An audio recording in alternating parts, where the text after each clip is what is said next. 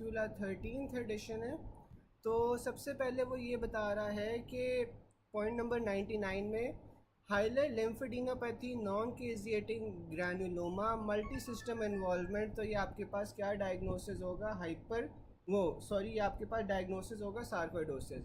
अब जो सार्कोइडोसिस होता है ना, it is a multi systemic disease, ठीक है। इसके अंदर आपको हाइलर लिम्फेडिनोपैथी मिलती है, और ये हाइलर लिम्फेडिनोपैथी किस तरह की होती है, बायलैटरल होती है, सिमेट्रिकल होती है, ठीक है। और इसमें आपको क्या मिलेगा, इसमें आपको नॉन केजिएटिंग ग्रैनुलोमास मिलते हैं, साथ में मुख्तलिफ सिस्टम्स को इन्वॉल्व करता है, आपको हाइपर कैल्सीमिया मिलता है, ठीक है। उसके बाद हमारे पास आ जाता है most common feature of sarcoidosis in females. तो ये फीमेल्स के अंदर आपके पास एरिथीमा न्यूडोजम करवाता है, ठीक है। और ये जो फीमेल्स में एरिथीमा न्यूडोजम करवा रहा होता है या मल्टी सिस्टम, डॉक्टर बीनेश को आवाज़ नहीं आ रही, बाकी सबको आवाज़ आ रही है? सबको आवाज़ आ रही है मेरी?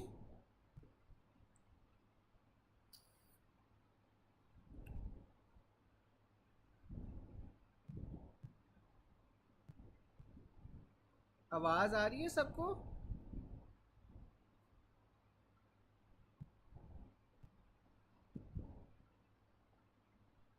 चलें, है, मैं ये बता रहा था कि जो फीमेल्स होती हैं ना, फीमेल्स के अंदर ये सबसे कॉमनली प्रेजेंट करता है विद एरिथीमा न्यूडोजम, ठीक है। अब एरिथीमा न्यूडोजम के साथ ये प्रेजेंट करता है, इससे हम क्या कहते हैं, इससे हम लॉफग्रेन सिंड्रोम कहते हैं, ठीक है। लॉफग्रेन सिंड्रोम कहते हैं जब ये एरिथीमा न्यूडोजम के साथ फीमेल्स के अंदर प्रेजेंट करता है। फिर हमारे पास आ जाता है ग्रैनुलोमा विद एस्ट्रॉयड बॉडीज़। तो ये अगेन सार्कोइडोसिस होता है। सार्कोइडोसिस में जौन सा है, आपको ग्रैनुलोमा मिलता है जिसके अंदर एस्ट्रॉयड बॉडीज़ होती हैं। माइक्रोस्कोपिकली आप इसे कैसे डायग्नोज करते हो, आपको नॉन केजिएटिंग ग्रैनुलोमा मिलेगा which is greater than granuloma with asteroid bodies. Type of cell involve in sarcoidosis कौन से होते हैं, तो इसमें आपके पास टी लिम्फोसाइट्स होते हैं जो सार्कोइडोसिस के अंदर इन्वॉल्व होते हैं। अब sarcoidosis scenario was given, that is low grade fever, hypercalcaemic stones with bilateral lymphadenopathy. Histological findings were asked. तो हिस्टोलॉजिकल फाइंडिंग्स में आपने नॉन केजिएटिंग ग्रैनुलोमा को प्रेफर करना है over granuloma with asteroid bodies. Scenario of a person with rash on forearms, hilar lymphadenopathy, non caseating granuloma. तो ये आपके पास सार्कोइडोसिस है। Lady with chronic dry cough, hilar lymphadenopathy, AFB आपके पास नेगेटिव है, तो diagnosis based on non caseating granulomas, ठीक है। अगर AFB पॉजिटिव होता तो तब हमारे पास हम TB का सोचते हैं, लेकिन अगर ये नेगेटिव है तो ये आपने नॉन केजिएटिंग ग्रैनुलोमा के ऊपर आपने सार्कोइडोसिस की तरफ जाना है। A 49-year-old female with shortness of breath and dry cough is found to have hilar lymphadenopathy on chest X-ray. Biopsy of one of the lymph node reveals non-caseating granuloma. तो again ये आपके पास sarcoidosis होगा। इसके अलावा आपको showman bodies भी जौन सी है वो सार्कोइडोसिस के अंदर मिलती हैं।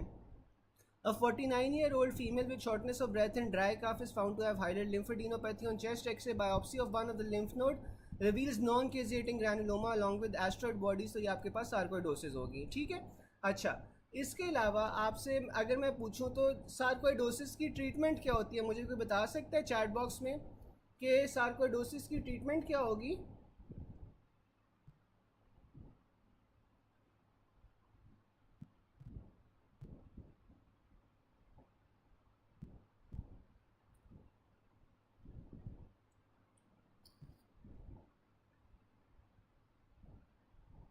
तो चैट बॉक्स में बता सकता है कि सार्कोइडोसिस की ट्रीटमेंट क्या होगी?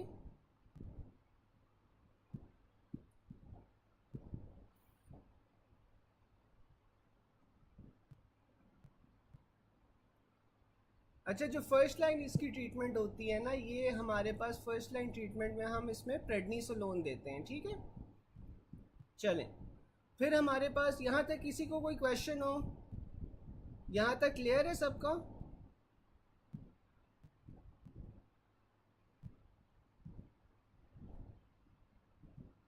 यहाँ तक क्लियर है?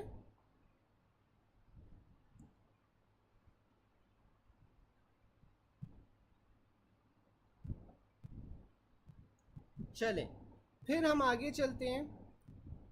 Interstitial lung disease with non caseating granuloma and hilar nodes, तो ये सार्कोइडोसिस होते हैं। मैंने आपको बताया था कि जो सार्कोइडोसिस होती है ना, सार्कोइडोसिस एक तो आपके पास हाइलर लिम्फेडिनोपैथी करवाती है, ठीक है, यानी कि जो लंग्स होते हैं, लंग्स के हाइलम होते हैं, यानी कि जो सेंटर में आपके पास दोनों साइड्स होती हैं जहाँ से एंट्री हो रही होती है लंग्स के अंदर, उन दोनों साइड्स के ऊपर आपको बायलैटरल सिमेट्रिकल हाइलर लिम्फेडिनोपैथी मिलेगी। और साथ में ये आपके पास इंटरस्टिशियम को जौन सा है ना वो इफेक्ट करता है। इंटरस्टिशियम क्या होता है कि जो लंग का पेरेन्काइमा होता है ना, उससे ये इफेक्ट कर रहा होता है। क्रेजिएटिंग ग्रैनुलोमाज अगर हैं तो that is TB, non caseating granuloma है तो दैट इज सार्कोइडोसिस। अगर ग्रैनुलोमा है विद येलो पिगमेंट्स तो ये आपके पास एक्टिनोमाइकोसिस होगा, और साथ में अगर ग्रैनुलोमा विद एब्सेसिस है तो वो भी अगेन एक्टिनोमाइकोसिस होगा। अगर ग्रैनुलोमा आ जाए विद सुपरेशन तो वो हमारे पास नोकार्डिया फंगस होता है फिर, ठीक है। अच्छा, तो गॉन कॉम्प्लेक्स आपके पास टीबी के अंदर पाया जाता है, और गॉन कॉम्प्लेक्स कौन सा होता है, वो किस तरह के टीबी में पाया जाता है, प्राइमरी में, सेकेंडरी में या टर्शरी में? कोई मुझे चैट बॉक्स में बता सकता है कि गॉन कॉम्प्लेक्स कौन से टीबी में होगा हमारे पास?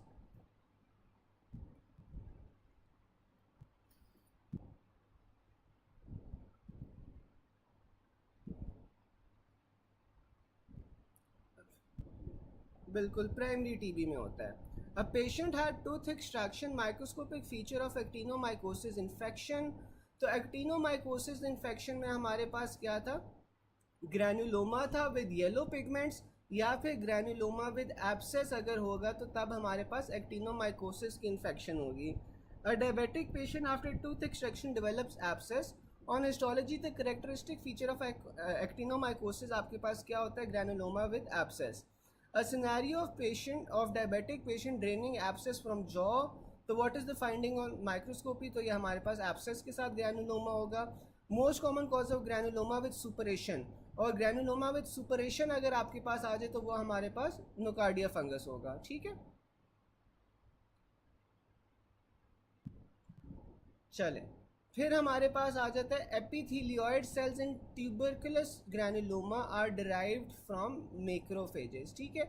अब आपके पास इसमें क्या होता है कि जो मैक्रोफेजेस होती है ना, वो आपके पास मिल के या फ्यूज़ होके जायंट एपिथेलियोइड सेल्स जौन सा है ना वो टीबी के अंदर बना देते हैं। तो ये जो एपिथेलियोइड सेल्स होते हैं ना, ये जहाँ पे भी आ जाए तो आपने टीबी को सस्पेक्ट करना है, ठीक है। Which of the following is the most characteristic of granuloma? तो ये आपके पास एपिथेलियोइड सेल्स होंगे। Primary TB granuloma complex is granuloma with surrounding lymphatic drainage. फिर Ghon complex in primary TB is granuloma with associated lymphatics, ठीक है। तो ये जो ग्रैनुलोमा बनता है which is associated with lymphatics, ये ही आपके पास गॉन कॉम्प्लेक्स होता है जो कि प्राइमरी टीबी के अंदर पाया जाता है। और जो ग्रैनुलोमा होता है वो आपके पास एपिथेलियोइड सेल्स से बन रहा होता है, और जो एपिथेलियोइड सेल्स हैं वो आपके पास मैक्रोफेजेस के फ्यूजन से बन रहे होते हैं। A patient with cervical lymphadenopathy, chest x-ray shows bilateral hilar lymphadenopathy, biopsy shows caseating epithelioid pattern. तो ये केजिएटिंग ग्रैनुलोमा जौन सा है वो ट्यूबरकुलोसिस के अंदर होता है हमारे पास, ठीक है। यहाँ तक सब क्लियर है? तो आगे चलें हम। यहाँ तक क्लियर है?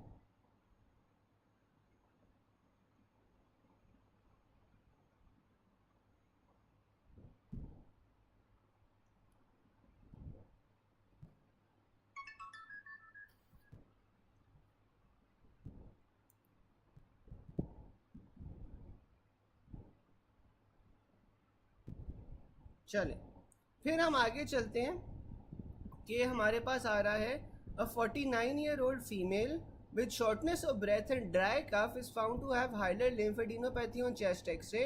Biopsy of one of the following lymph node reveals non-caseating granulomas. तो ये non-caseating granulomas हमें सार्कोइडोसिस में मिलते हैं। How sarcoidosis is differentiated from tuberculosis? तो जो सार्कोइडोसिस होती है ना, इसमें सिमेट्रिकल बायलैटरल हाइलर लिम्फेडिनोपैथी होती है, यानी कि लेफ्ट और राइट साइड जौन सी होती है वो सिमेट्रिकल होती हैं इसके अंदर ना, जो सार्कोइडोसिस है। टीबी के अंदर भी आपके पास हाइलर लिम्फेडिनोपैथी होती है, लेकिन उसमें ये सिमेट्रिकल नहीं होगी।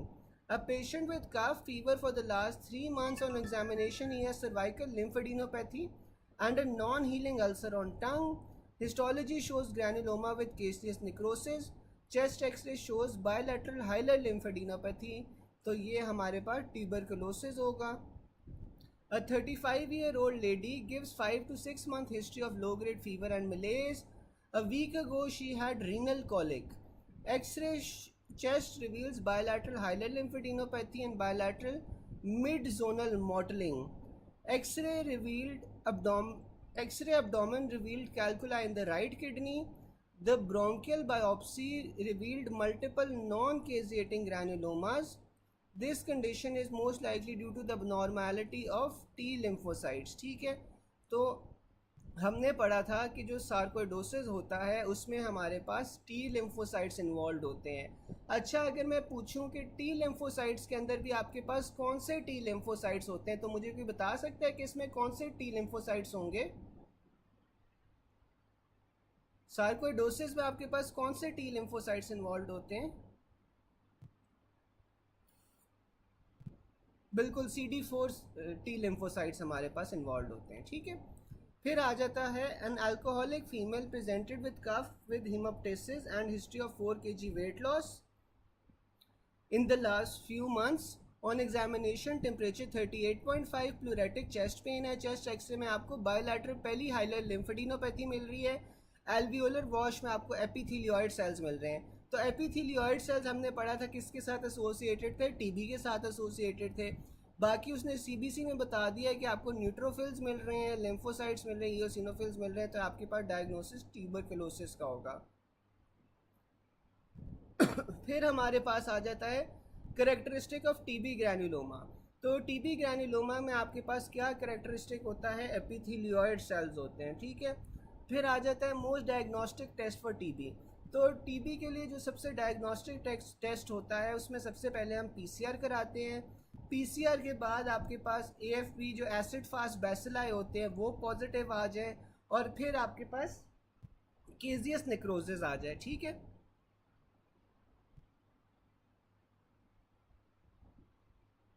चले मैं क्वेश्चंस पूछता जाता हूँ आपसे.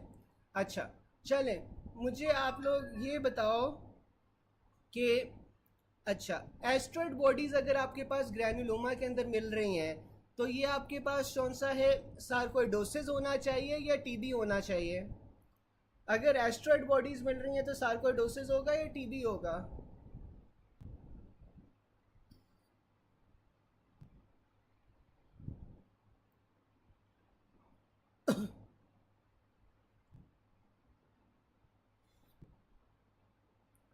चलो सार्कोइडोसिस होगा. अच्छा, अगर आप पेशेंट के अंदर जौन सा है टीबी सस्पेक्ट कर रहे हो, ठीक है, अगर आप पेशेंट के अंदर टीबी सस्पेक्ट कर रहे हो तो आपने एसिड फास्ट बैसिलाई का जो टेस्ट है वो कौन से स्पेसिमेन से आप लेते हो? मुझे भी बता सकता है? एसिड फास्ट बैसिलाई का टेस्ट आप कौन से सैंपल से लोगे? कहाँ से लोगे आप एसिड फास्ट बैसिलाई का टेस्ट?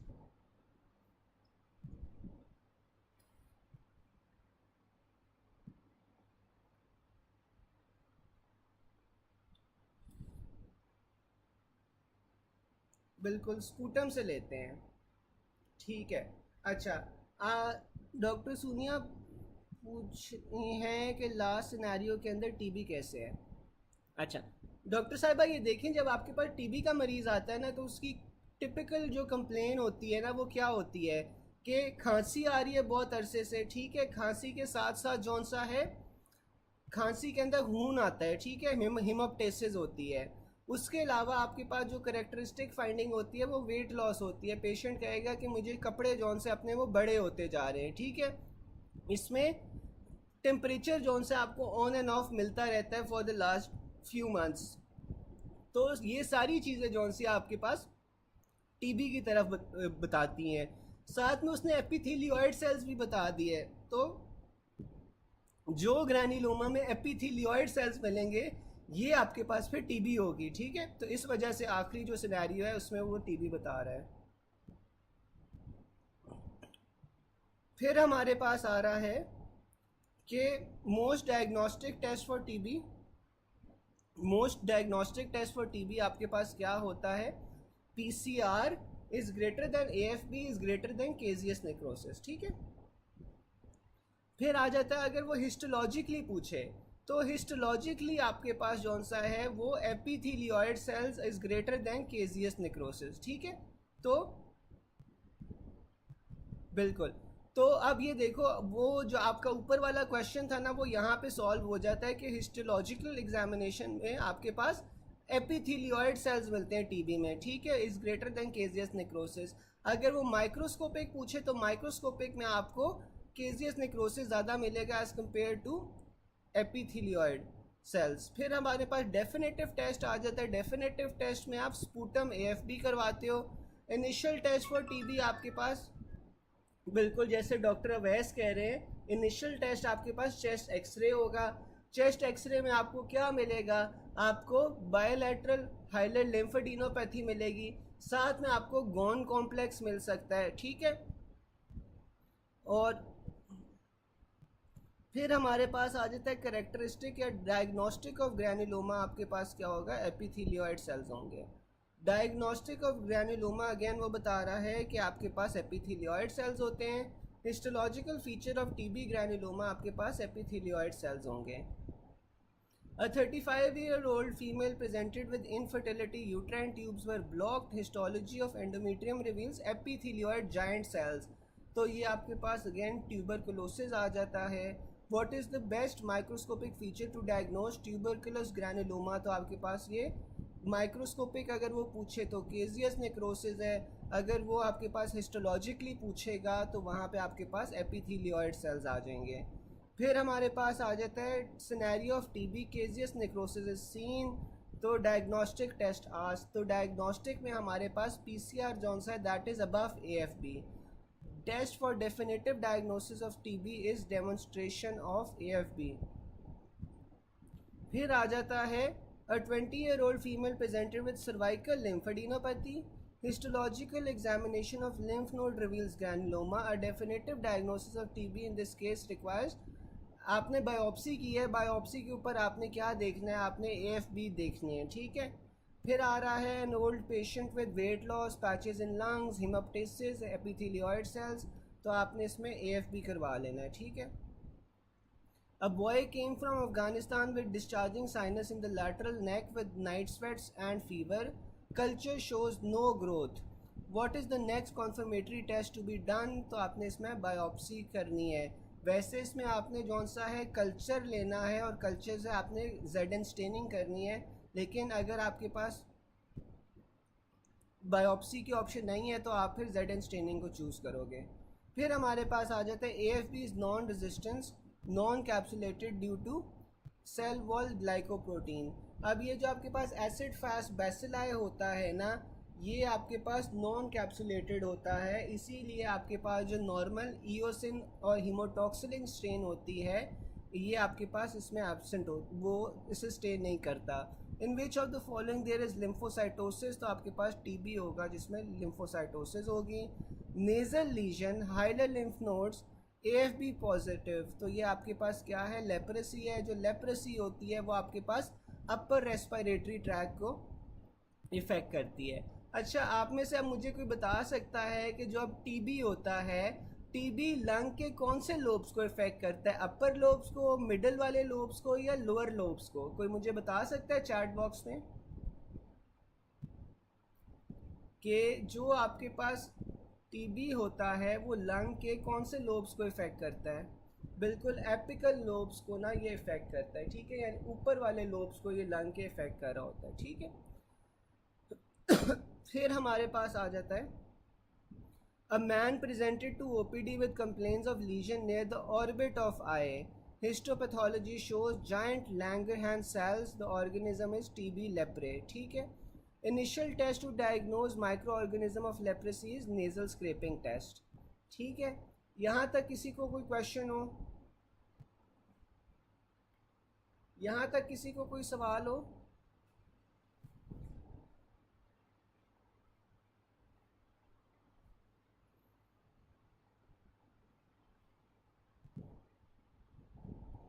यहाँ तक सब बातें क्लियर है? आगे चलें। पॉइंट 103 में वो ये बता रहा है कि a patient presented with fever and cough since the last 1 month, biopsy shows epithelioid cells and x-ray shows diffuse nodular opacities. तो ये आपके पास क्या है? टीबी है। ठीक है। Cough, sore throat, low grade fever and large cervical lymph node, chest x-ray में आपको हाइलर लिम्फेडिनोपैथी मिल रही है, तो ये टीबी है। A patient with low grade fever, night sweats, haematuria, urine आ रही में आपको आरबीसीज मिल रहे हैं यानी कि हीमटयूरिया है, तो ये आपके पास रीनल टीबी होगा। ठीक है। फिर एंटीबॉडीज़ आपके पास टीबी में कौन सी होती हैं? सेल बाउंड होती हैं। एयरबॉर्न इन्फेक्शियस डिजीज़ आपके पास ये टीबी होती है। Patient took anti tuberculous therapy drugs for 2 months, now presented with moderately elevated ESR. ठीक है। तो पेशेंट है वो 2 महीनों से टीबी की मेडिकेशन ले रहा है, अब उसका जौन सा है ईएसआर आपको एलिवेटेड नज़र आ रहा है। तो जो ईएसआर होता है that is an acute phase reactant. ठीक है। तो इसका क्या मतलब है कि 2 महीनों के अंदर अंदर उससे जौन सी है कोई बैक्टीरियल इन्फेक्शन हो गई, सुपर इम्पोज, इस वजह से उसका ईएसआर रेज्ड है। A 50-year-old smoker complains of dry cough, low-grade fever, malaise. His chest is clear. On X-ray, there is left apical shadow. Montauk's test positive है, ESR आपके पास 90 है, तो ये आपके पास टीबी है। अच्छा, फिर हमारे पास आ जाता है finding of pulmonary TB, primary focus in parenchyma involving regional lymph node, जिसे हम गॉन कॉम्प्लेक्स भी कहते हैं। और वो आगे यही बता रहा है कि Ghon complex is a feature of primary TB. Most likely cause of negative Mantoux test in a patient with TB would be immunosuppressive therapy. ठीक है। तो अगर वो साथ में इम्यूनोसप्रेसिव थेरेपी भी ले रहा है तो आपके पास ये जो मॉन्टॉक्स टेस्ट है ये नेगेटिव होगा, क्योंकि ये जो मॉन्टॉक्स टेस्ट होता है इसे आप ट्यूबरकुलिन स्किन टेस्ट भी कहते हो, और ये आपके पास किस चीज़ पे बेस्ड होता है? जो एंटीबॉडीज़ आपके पास टीबी के अंदर प्रोड्यूस हो रही होती हैं। तो अगर पेशेंट आपके पास इम्यूनोसप्रेसिव थेरेपी पे है तो जाहिर है उसके अंदर फिर एंटीबॉडीज़ नहीं प्रोड्यूस होंगी, और ये जो आपको मॉन्टॉक्स टेस्ट है वो फिर आपको नेगेटिव मिलेगा। फिर आ जाता है regarding pulmonary TB what is to involve the posterior segment of upper lobe lung. ठीक है, जो आप लोग बता रहे थे अभी। A man working in mine came with history of low grade fever cough, x-ray में आपको लेफ्ट एपिकल कंसोलिडेशन मिल रही है, मॉन्टॉक्स टेस्ट पॉजिटिव मिल रहा है, तो डायग्नोसिस आपके पास टीबी होगा। ठीक है। फिर हमारे पास 104 आ जाता है patient on anti tuberculin therapy can differentiate between red and green. तो ये आपके पास कौन सा ड्रग रिस्पॉन्सिबल है? आपके पास इथाम्ब्यूटॉल है। अब जो इथाम्ब्यूटॉल होता है इसके आपके पास साइड इफ़ेक्ट क्या होता है कि ये आपके पास कलर ब्लाइंडनेस या ऑप्टिक न्यूराइटिस करवाता है। ई से आप याद रख सकते हो कि ये इथाम्ब्यूटॉल है, और ई से ये आई की इन्वॉल्वमेंट करवाता है। ठीक है। आइसोनियाजिड का क्या होता है? आइसोनियाजिड जौन सा है वो पेरिफेरल न्यूरोपैथी करवाता है मेनली, और साथ में हेपेटाइटिस करवाता है। ठीक है। तो जो पेरिफेरल न्यूरोपैथी है उसकी प्रिवेंशन के लिए आपने क्या देना है? पेरिडॉक्सिन या विटामिन B6 आप देते हो जब आप आइसोनियाजिड दे रहे हो। जी जी, मैं इसके पूछता हूँ क्वेश्चंस ना। अच्छा, फिर हमारे पास रिफैम्पिसिन आता है। रिफैम्पिसिन हमारे पास ऑरेंज रेड सिक्रीशंस करवाता है, और अगर ऑरेंज रेड सिक्रीशंस हो रही हैं तो आपने परेशान नहीं होना, आपने ट्रीटमेंट नहीं देनी उसे। इथाम्ब्यूटॉल जौन सा है ऑप्टिक न्यूराइटिस करवा रहा होता है, ऑप्टिक न्यूराइटिस के साथ साथ ये कलर ब्लाइंडनेस करवाता है। और इथाम्ब्यूटॉल अगर कलर ब्लाइंडनेस करवा रहा है तो आपने डोजेज को रिड्यूस करना है, या फिर आपने इथाम्ब्यूटॉल स्टॉप कर देनी है। और रीनल इम्पेयरमेंट में भी आपको इसकी डोज एडजस्ट करनी पड़ती है।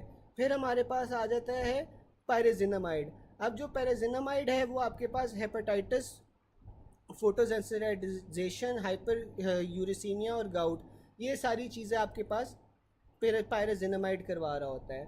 फिर आपके पास स्ट्रेप्टोमाइसिन होता है। जो स्ट्रेप्टोमाइसिन होता है वो आपके पास वेस्टिबुलर या एट नर्व डैमेज करवाता है, और स्ट्रेप्टोमाइसिन आपके पास हाल ही तब यूज़ होता है जब आप मल्टी ड्रग रेजिस्टेंस टीबी आ जाए, तो तब आपके पास स्ट्रेप्टोमाइसिन यूज़ होता है, और ये कॉन्ट्रा इंडिकेटेड होता है प्रेगनेंसी में।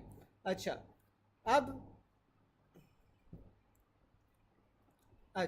अब हमारे पास जौन सा है ना, आपसे मैं कुछ सवाल पूछ लेता हूँ इससे मुतालिक। अच्छा, अब अगर एक पेशेंट है वो टीबी की ट्रीटमेंट ले रही है, लेकिन ट्रीटमेंट के साथ साथ वो आपके पास IUCD भी यूज़ कर रही है, इंट्रा यूट्राइन कॉन्ट्रासेप्टिव डिवाइसेस भी यूज़ कर रही है, लेकिन उसके बावजूद जौन सा है उसे प्रेगनेंसी हो जाए, तो ये आपके पास इसके लिए कौन सा एंटी ट्यूबरकुलस थेरेपी का ड्रग जौन सा है वो रिस्पॉन्सिबल है, कोई बता सकता है?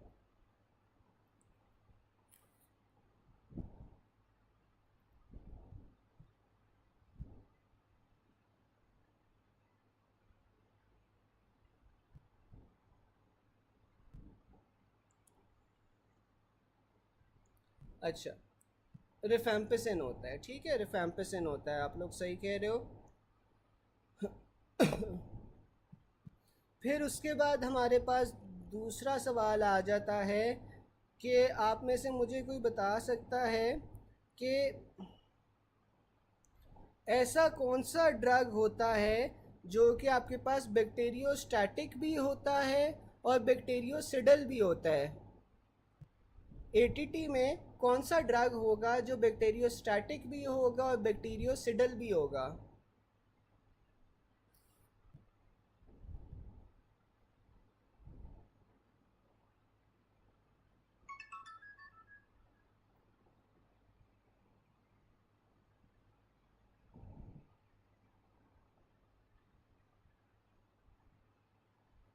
बिल्कुल आइसोनियाजिड होता है, ठीक है। और वो कौन सा ड्रग होता है जो प्रेगनेंसी के अंदर एब्सोल्यूट जिसकी कॉन्ट्रा इंडिकेशन होती है? वो कौन सा एंटी एटीटी ड्रग है जिसकी प्रेगनेंसी में एब्सोल्यूट कॉन्ट्रा इंडिकेशन होगी? आइसोनियाजिड की तो नहीं होगी, स्ट्रेप्टोमाइसिन की होती है ना। अच्छा, वो आप ऊपर वाला बता रहे हो, स्ट्रेप्टोमाइसिन जौन सा है वो कॉन्ट्रा इंडिकेटेड होता है। फिर हमारे पास आ जाते हैं विच of the following is not safe in pregnancy, तो आपके पास वो स्ट्रेप्टोमाइसिन होगा। Which drug is eliminated from the body without significant metabolism, तो वो हमारे पास फिर स्ट्रेप्टोमाइसिन हो जाएगा। Ethambutol is an anti TB drug causing optic neuritis, साथ में कलर ब्लाइंडनेस करवाता है। ये सारे इथाम्ब्यूटॉल के वही पॉइंट्स हैं। फिर हमारे पास आइसोनियाजिड आ जाता है। जो आइसोनियाजिड होता है वो हमारे पास एक तो हेपेटिक इंजरी करवा रहा होता है, साथ में पेरिफेरल न्यूरोपैथी करवा रहा होता है, और इसमें आपने क्या देना है, विटामिन B6 देना है टू प्रिवेंट पेरिफेरल न्यूरोपैथी, ठीक है। और जो आइसोनियाजिड इंड्यूस्ड हेपेटिक इंजरी है वो आपके पास उसके चांसेस इंक्रीज हो जाते हैं if the patient also has an acetylcysteine deficiency, ठीक है।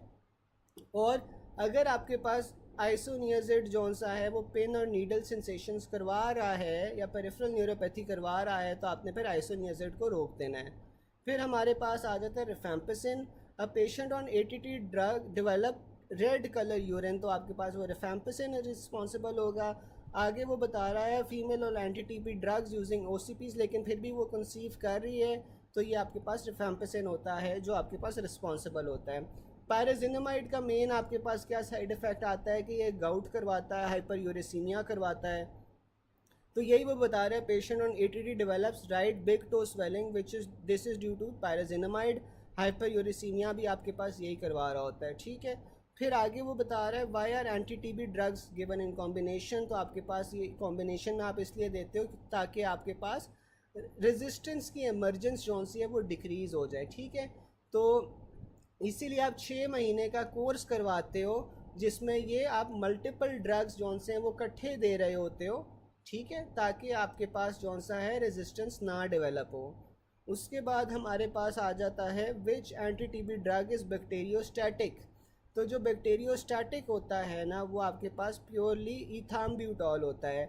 और जो बैक्टीरियोस्टैटिक ड्रग्स होते हैं वो आपके पास जौन सा है स्टेशनरी फेज़ के लिए होते हैं, जबकि जो बैक्टीरियोसिडल ड्रग्स हैं वो आपके पास रैपिडली डिवाइडिंग फेजेस के लिए होते हैं। इसमें आपके पास पायराजिनामाइड और रिफेम्पिसिन आ जाता है, और आइसोनियाजिड होता है जिसके अंदर ये दोनों प्रॉपर्टीज़ होती हैं कि वो बैक्टीरियोस्टैटिक भी होता है और बैक्टीरियोसिडल भी होता है, ठीक है।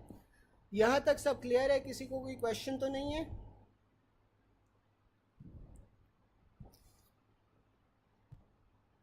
यहाँ तक सब क्लियर है?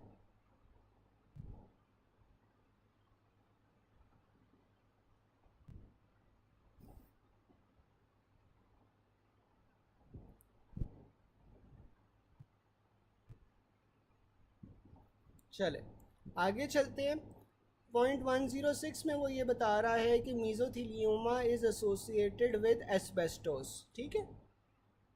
तो मीज़ोथीलियोमा एस्बेस्टोस के साथ होता है, लेकिन अगर आपके पास एस्बेस्टोस का वो बता दे तो इसमें bronchogenic carcinoma is greater than mesothelioma, ठीक है।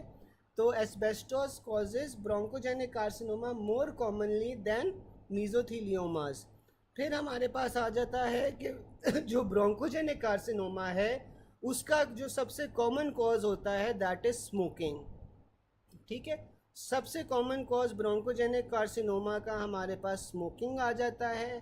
अगर पेशेंट आपके पास नॉन स्मोकर है तो फिर आपके पास ब्रोंकोजेनिक कार्सिनोमा का क्या कॉज हो सकता है, कोई बता सकता है कि अगर पेशेंट नॉन स्मोकर है तो तब ब्रोंकोजेनिक कार्सिनोमा का क्या कॉज होगा फिर?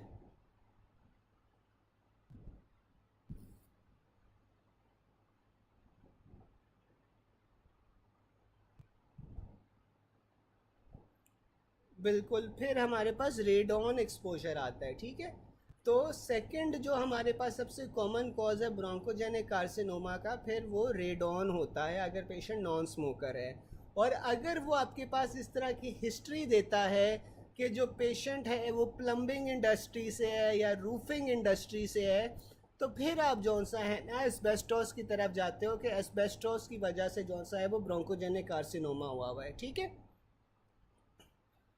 अच्छा, फिर हम आगे चलते हैं। वो क्या कह रहा है कि कंस्ट्रक्शन फैक्ट्री फैक्ट्री वर्कर या ऑक्यूपेशनल कार्सिनोमा आपके पास एस्बेस्टोसिस करवा रहा होता है। कोल माइनिंग, सैंड ब्लास्टर, तो ये आपके पास सिलिकोसिस होता है। अच्छा, अगर हाल ही वो बता दे कि कोल माइनिंग के साथ आपके पास सबसे कॉमनली डिजीज़ कौन सी आपके पास होती है, तो कोल माइनिंग के साथ कौन सी होगी हमारे पास डिजीज़, ये बता सकते हैं? कोल माइनिंग के साथ आपके पास सबसे कॉमन ऑक्यूपेशनल डिजीज़ कौन सी होगी?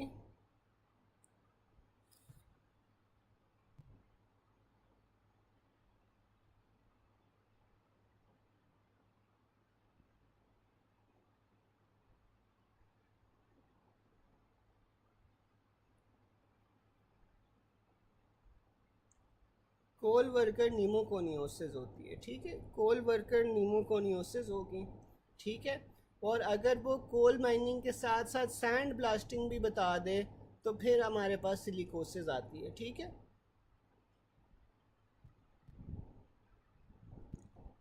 कोल वर्कर्स के साथ ज़्यादा कॉमनली नीमोकोनियोसिस होता है, ठीक है। और अगर वो कोल वर्कर के साथ साथ सैंड ब्लास्टिंग दोनों चीज़ें मैंशनड होंगी तो फिर हमने सिलिकोसिस की तरफ जाना है। अब फिर आ जाता है patient works in demolition of old buildings, develops dyspnea, chest x-ray shows diffuse interstitial fibrosis of lung, iron sting and bead were also seen। तो ये एस्बेस्टोसिस होता है। एस्बेस्टोसिस एक तो आपके पास जो पुराने ज़माने के घर होते थे उनके अंदर रूफिंग के अंदर जो इंसुलेशन आपके पास यूज़ होती थी ना, वो उसमें आपके पास एस्बेस्टोस होता था। तो अमूमन जो ये डेमोलिशन ऑफ ओल्ड बिल्डिंग्स के अंदर ये इन्वॉल्व होते हैं तो इनके अंदर आपके पास एस्बेस्टोसिस होता है। एस्बेस्टोसिस जो सा है वो आपके पास इंटरस्टिशियल फाइब्रोसिस करवाता है, यानी कि जो लंग है उसका फाइब्रोसिस करवाएगा। और साथ में जो एस्बेस्टोस होता है वो आपके पास अपर लोब्स को इफ़ेक्ट करता है या लोअर लोब्स को इफ़ेक्ट करता है, आप में से कोई बता सकता है कि जो एस्बेस्टोस होता है वो अपर लोब्स को इफ़ेक्ट करेगा या लोअर लोब्स को इफ़ेक्ट करेगा?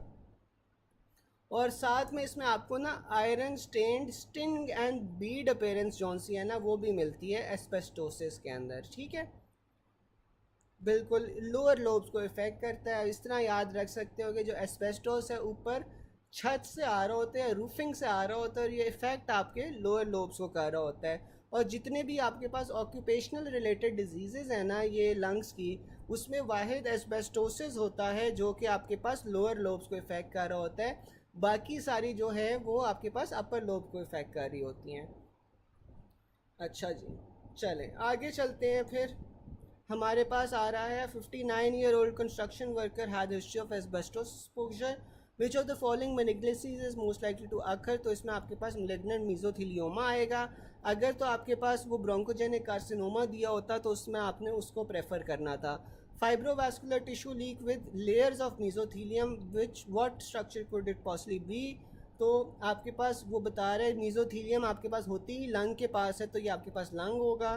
A student was given a microscopic slide for microscopic examination. He concluded it to be mesothelium epithelium. तो ये आपके पास लंग का स्पेसिमेन होगा.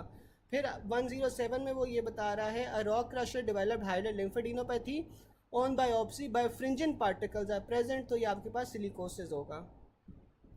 अच्छा जी, asbestosis is from the roof, was common in insulation but affects the base या lower lobes. Silica and coal are from the base और ये आपके पास अपर लोब को इफेक्ट करते हैं. बस अगर आपको एस्बेस्टोस का याद होना कि ये लोअर लोब को इफेक्ट करता है तो बाकी जितने भी हैं वो सारे के सारे आपके पास अपर लोब को इफेक्ट कर रहे होंगे. अब एस्बेस्टोसिस का वो ये बता रहा है associated with ship building roofing और प्लम्बिंग. ये आपके पास लोअर लोब्स को इफेक्ट करता है जैसे हमने डिस्कस कर लिया था. और ये आपके पास लंग कैंसर के रिस्क को इंक्रीज़ करता है. Bronchogenic carcinoma greater than mesothelioma. फिर हमारे पास बेरिलियोसिस आ जाता है. बेरिलियोसिस आपके पास जौन सा है ये अपर लोब को इफेक्ट करता है associated with exposure to beryllium in aerospace and manufacturing industries. ठीक है, तो ये जो बेरिलियोसिस है ये आपके पास अपर लोब्स को इफेक्ट कर रहा है और ये आपके पास जौन सा है एरोस्पेस और मैन्युफैक्चरिंग इंडस्ट्री से आपके पास आता है. Granulomatous on histology and therefore occasionally responsive to steroids. तो ये जो बेरिलियोसिस है ये आपके पास ओकेजनली स्टीरॉइड्स को रिस्पॉन्सिव होता है. फिर हमारे पास एंथ्रेकोसिस आ जाता है. जो एंथ्रेकोसिस है ये आपके पास जो अर्बन एरियाज़ होते हैं ना जहाँ पे आपके पास कार्बन डस्ट बहुत ज़्यादा हो तो उसकी इन्हेलेशन की वजह से आपके पास एंथ्रेकोसिस होता है. ठीक है, और ये हार्मफुल नहीं होता. फिर हमारे पास कोल वर्कर नीमोकोनियोसिस आ जाता है. जो कोल वर्कर नीमोकोनियोसिस है वो भी अपर लोब को इफेक्ट कर रहा है. ये कोल डस्ट के साथ आपके पास रिलेटेड होता है उसकी इन्हेलेशन के साथ. और इसके अंदर आपके पास कार्बन सिलिका दोनों होते हैं, इसे आप ब्लैक लंग डिजीज़ भी कहते हैं. और फिर सिलिकोसिस आ जाता है. अच्छा, अब मुझे कोई चैट बॉक्स में ये बता सकता है कि जो सिलिकोसिस होती है इसकी किस डिजीज़ के साथ सबसे ज़्यादा एसोसिएशन होती है?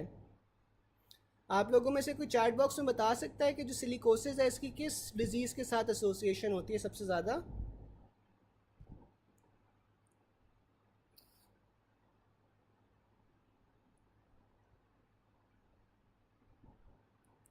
टीबी के साथ, बिल्कुल. अब जो सिलिकोसिस है ना, सिलिकोसिस में आपके पास क्या हो रहा है कि जो मैक्रोफेजेस की एबिलिटी होती है ना टू फेगोसिटाइज द फॉरेन पार्टिकल वो ख़त्म हो जाती है. जो मैक्रोफेजेस हैं वो आपस में फ्यूज़ कर जाते हैं. फ्यूज़ करके वो क्या बना रहे थे, जाइंट सेल्स बना रहे थे और इस वजह से आपके पास फिर टीबी होने के चांसेस हो जाते हैं. ठीक है, तो सिलिकोसिस भी जौन सा है वो अपर लोब को इफ़ेक्ट करेगा. ये ग्लास मैन्युफैक्चरर्स के साथ, स्टोन कटर्स के साथ, सैंड ब्लास्टिंग के साथ ये सिलिकोसिस आपके पास जौन सा है वो आ जाती है.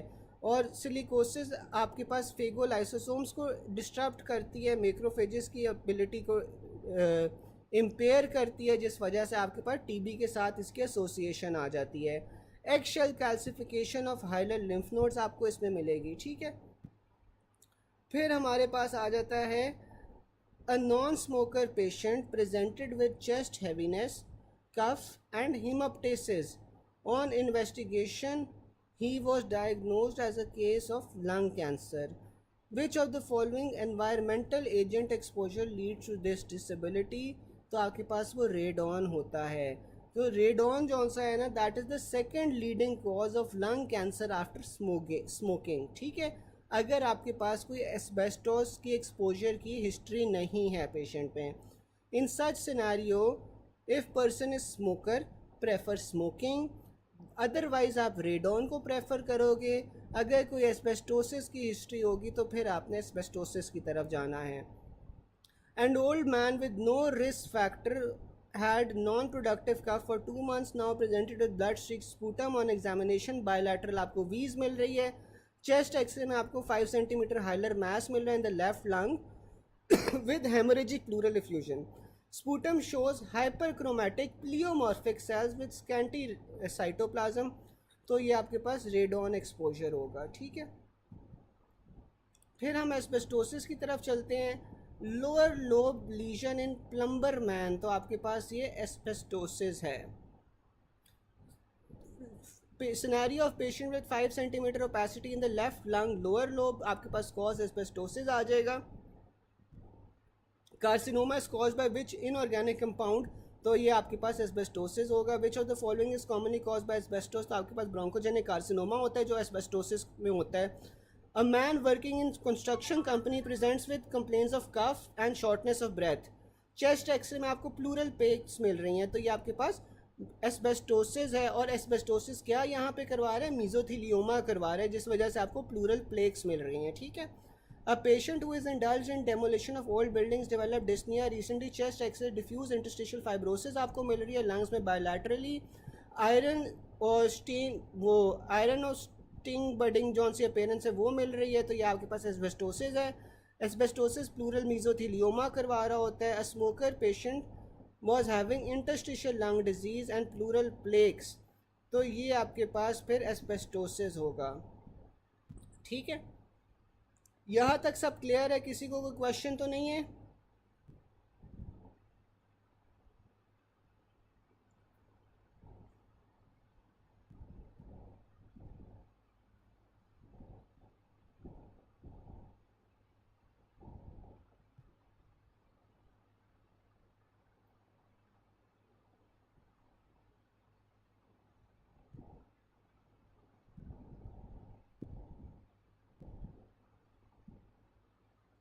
यहाँ तक किसी को कोई क्वेश्चन तो नहीं है?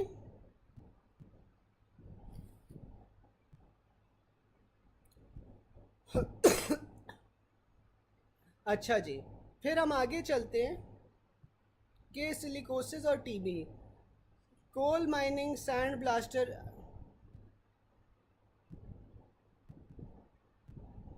जी जी, प्लूरल प्लेक्स जौन से हैं ना वो आपके पास एस्बेस्टोसिस के साथ रिलेटेड होते हैं, क्योंकि जो एस्बेस्टोसिस होता है ना वो आपके पास मीजोथीलियोमा करवा रहा होता है, यानी कि जो लंग की कवरिंग है ना उसका कैंसर करवा रहा होता है।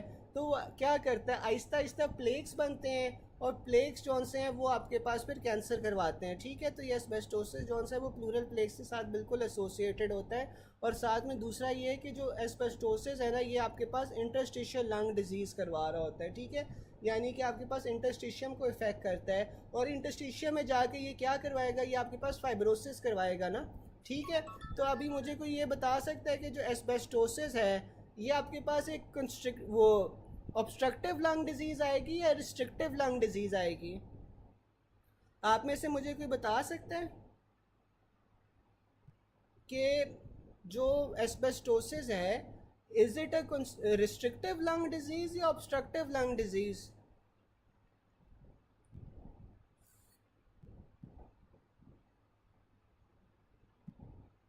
बिल्कुल। तो ये जितने भी आपके पास ऑक्यूपेशनल रिलेटेड आपके पास डिजीज़ेज़ होती हैं ना लंग की सारी आपके पास रिस्ट्रिक्टिव लंग डिजीज़ेज़ होती हैं, ठीक है। और ये जौन सा है ना लंग के इंटरस्टिशियम को इफेक्ट कर रही होती है, और वहाँ पे ये आपके पास फाइब्रोसिस करवा रही होती हैं, ठीक है। तो ये आपके पास आ गया। फिर हमारे पास आ जाता है silicosis and TB, coal mining, sand blaster, ठीक है। तो ये अगर आपके पास दोनों हैं तो सिलिकोसिस है। Silicosis is commonly seen in worker of sand blasting.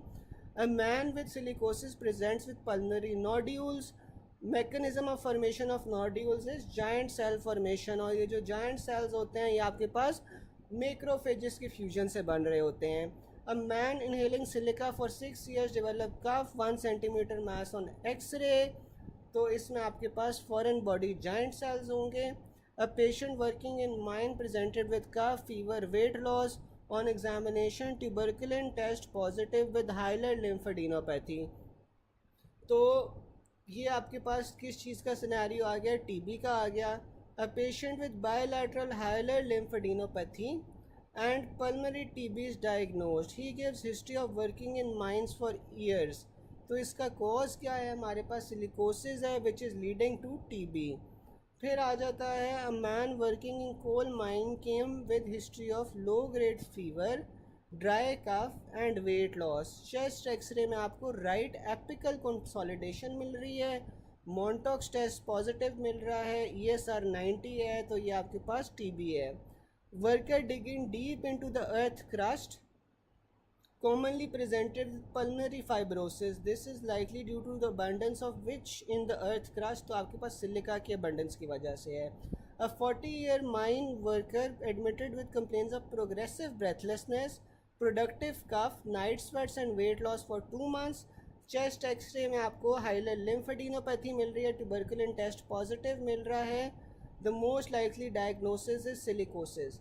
यहाँ पे वैसे अगर हमारे पास टीबी होता ना तो वो हमारे पास बेहतर ऑप्शन होता, बिकॉज सिलिकोसिस तो है पेशेंट को, लेकिन silicosis is leading to TB, क्योंकि ये हिस्ट्री आप अगर सारी देखो तो ये सारी की सारी हिस्ट्री आपको टीबी की तरफ पॉइंट आउट कर रही है. ठीक है, तो यहाँ पे अगर टीबी होता तो वो हमारे पास बेहतर ऑप्शन होता.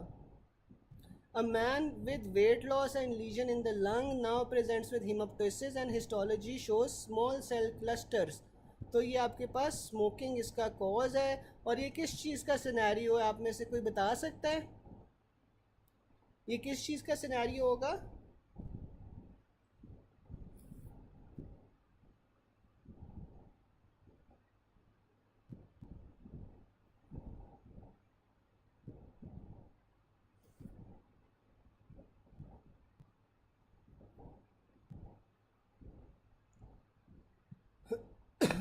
टीबी का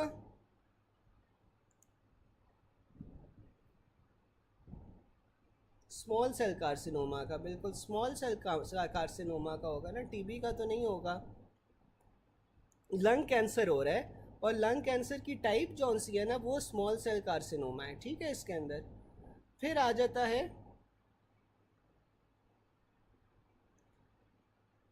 A coal worker presented with shortness of breath and fatigue for the past 1 month. Chest x-ray में आपको प्लूरल एफ्यूजन मिल रही है और नोडुलर ओपेसिटी मिल रही है, तो ये आपके पास न्यूमोकोनियोसिस इसका डायग्नोसिस है. फिर हमारे पास आ जाता है फार्मर राइट लंग कैल्सिफिकेशन. तो आपके पास ये एस्परजिलोसिस होता है. अब जो फार्मर्स होते हैं ना, फार्मर्स के अंदर आपके पास एस्परजिलोसिस जौन सा होता है वो कॉमन होता है.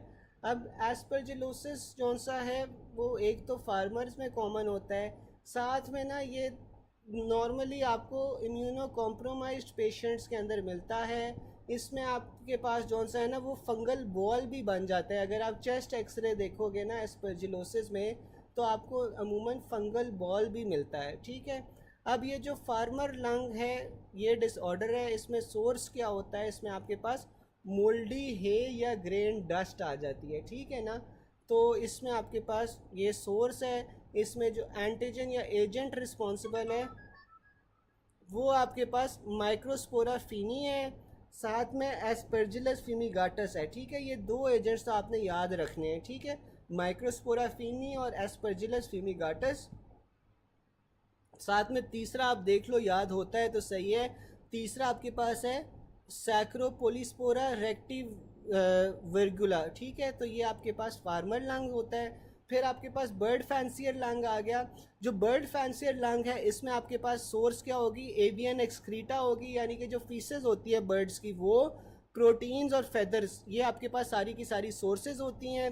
एंटीजन या एजेंट के अंदर आपके पास क्या चीज़ आ जाती है, एवियन सीरम प्रोटीन्स आ जाती हैं.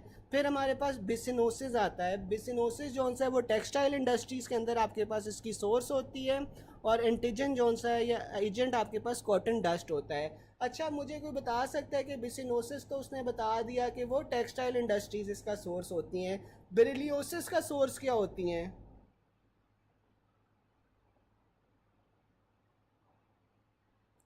बेरिलियोसिस का सोर्स क्या होता है? तब तक मैं क्वेश्चंस देख लेता हूँ. डॉक्टर जवेरिया पूछ रही हैं कि स्मॉल सेल क्लस्टर की वजह से, जी जी doctor Javeria, small cell cluster की वजह से ही हम जौन सा है वो स्मॉल सेल कार्सिनोमा की तरफ जा रहे हैं. फिर डॉक्टर जुनेद पूछ रहे हैं नीमोकोनियोसिस वाला दोबारा बता दूँ. अच्छा डॉक्टर जुनेद, जो नीमोकोनियोसिस है ना वो आपके पास जौन सा है बेसिकली कोल वर्कर्स के साथ जौन सा है ना वो एसोसिएटेड होता है. कोल वर्कर नीमोकोनियोसिस ये आपके पास जौन सा है कोल डस्ट की इन्हेलेशन की वजह से. ठीक है, जो कोयले की कानों में काम करते हैं ना उनके अंदर कोल डस्ट की इन्हेलेशन की वजह से आपके पास कोल वर्कर नीमोकोनियोसिस होगा. इससे आप ब्लैक लंग डिजीज़ भी कहते हो. और जो कोल माइंस होती हैं उसमें आपके पास कार्बन और सिलिका आप दोनों इनहेल कर रहे होते हो, जिस वजह से आपको कोल वर्कर नीमोकोनियोसिस होता है. ठीक है, चले फिर हमारे पास ना, बिल्कुल ठीक है, अच्छा, फिर हमारे पास आ जाता है इन्हेलेशन या ह्यूमिडिफायर फीवर। अब ये जो इन्हेलेशन या ह्यूमिडिफायर फीवर है, इसके अंदर आपके पास एयर कंडीशनिंग जौन सी होती है ना, वो सोर्स होती है, और इसमें जो एजेंट होता है वो आपके पास थर्मोफिलिक एक्टिनोमाइसिट्स आ जाते हैं।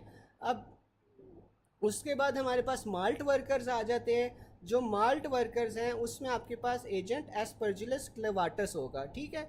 अब ये भी आपने डिफरेंस याद रखना है कि जो फार्मर लंग था उसके अंदर आपके पास एस्परजिलस फ्यूमिगाटस था, जबकि आपके पास जो माल्ट वर्कर्स थे उसमें आपके पास एस्परजिलस क्लेवाटस था, ठीक है। तो ये एस्परजिलस की दो अलग अलग टाइप्स हैं।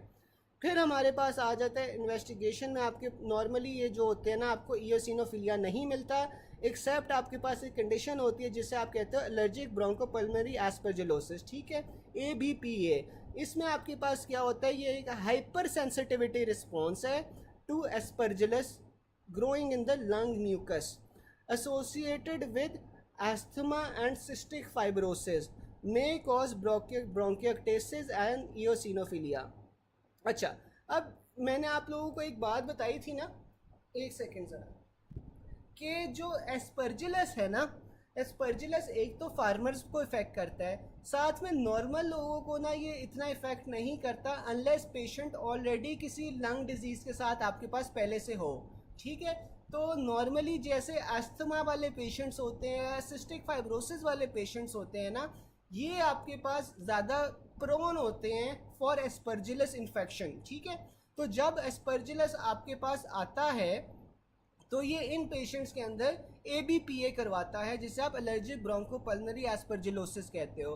तो इनमें क्या होता है कि एक हाइपर सेंसिटिविटी रिस्पॉन्स जनरेट हो जाता है, और इस हाइपर सेंसिटिविटी रिस्पॉन्स की वजह से आपको क्या मिलेगा, ब्रोंकियोक्टेसिस मिलेगी एक तो, यानी कि जो आपकी सिक्रीशंस है ना वो ज़्यादा थिक हो जाएंगी, गाढ़ी हो जाएंगी, और साथ में आपको इयोसिनोफिलिया मिलेगा, या इयोसिनोफिल्स के जो नंबर है वो ज़्यादा इंक्रीज हो जाएगा because of the hyper sensitivity reaction, ठीक है।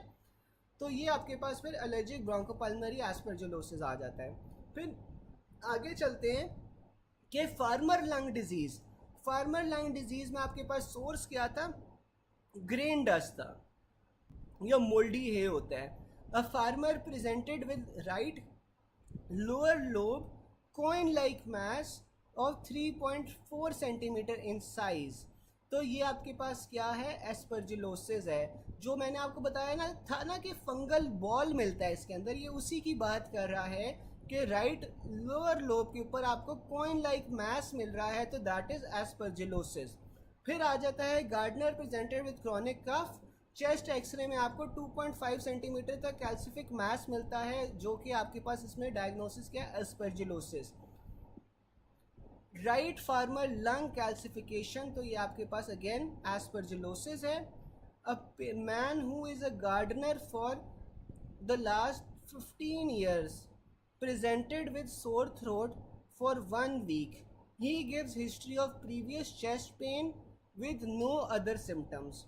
Chest X-ray shows a round calcified mass in the right lung lower lobe. Diagnosis is aspergillosis. अच्छा, अभी मैं आप लोगों से एक सवाल पूछता हूँ कि लेट्स सपोज कि आपको एक एक्सरे आपने देखा है पेशेंट का, एक्सरे के अंदर जौन सा है ना आपको एक बॉल लाइक अपेयरेंस मिल रही है, ठीक है।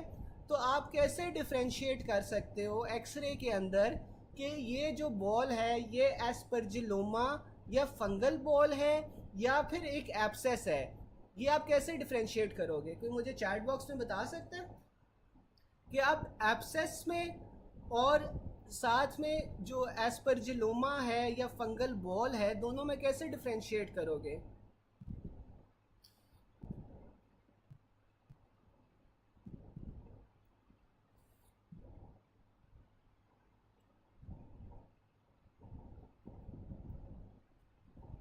अच्छा, फिर हम आगे चलते हैं कि IV drug user with recent history presents with cough and shortness of breath. Investigations revealed multiple cavitatory lesions in entire both lungs and nodular lesion. The organism involved is aspergillosis. ठीक है। A man who is a gardener for the last 15 years presents with sore throat for 1 week. He gives history of previous chest pain and no other symptoms. Chest x-ray के अंदर आपको round calcified mess मिल रहा है right lung lower lobe पे, तो ये आपके पास aspergillosis होगा।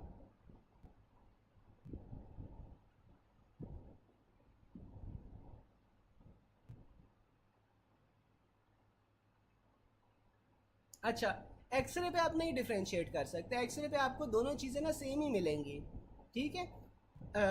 तो एक्सरे पे आप नहीं डिफ्रेंशिएट कर सकते, आपको फिर उसके लिए अलग से एस्परजिलोसिस के टेस्ट करवाने पड़ेंगे, दोनों एक ही तरह के लगते हैं, ठीक है। तो एक्सरे पे आप नहीं डिफ्रेंशिएट कर सकते। डॉक्टर जवेरिया, मैं आपको यही बता रहा था ना कि जो एस्परजिलोसिस होता है ना वो नॉर्मली आम बंदे को इफ़ेक्ट नहीं करता, ठीक है। जो पेशेंट्स जिन्हें एस्परजिलोसिस होता है ना वो इम्यूनो कॉम्प्रोमाइज्ड होते हैं, ठीक है। इम्यूनो कॉम्प्रोमाइज्ड पेशेंट्स में हमेशा आपके पास एस्परजिलोसिस होता है, नॉर्मल लोगों में इफेक्ट नहीं करता, ठीक है। तो इस वजह से जौन सा है ना आपके पास आईवी ड्रग यूजर्स के अंदर एस्परजिलोसिस हो सकता है, ठीक है। हाँ, डॉक्टर अस्का भी सही कह रही हैं, हिस्ट्री के बेस पे भी जौन सा है ना आप डायग्नोस कर सकते हो कि ये एब्सेस है, ये एस्परजिलोसिस है। अगर आपके पास कोई फार्मर की हिस्ट्री आ जाए या इस तरह की हिस्ट्री आ जाए तो फिर आप एस्परजिलोसिस की तरफ जाओगे।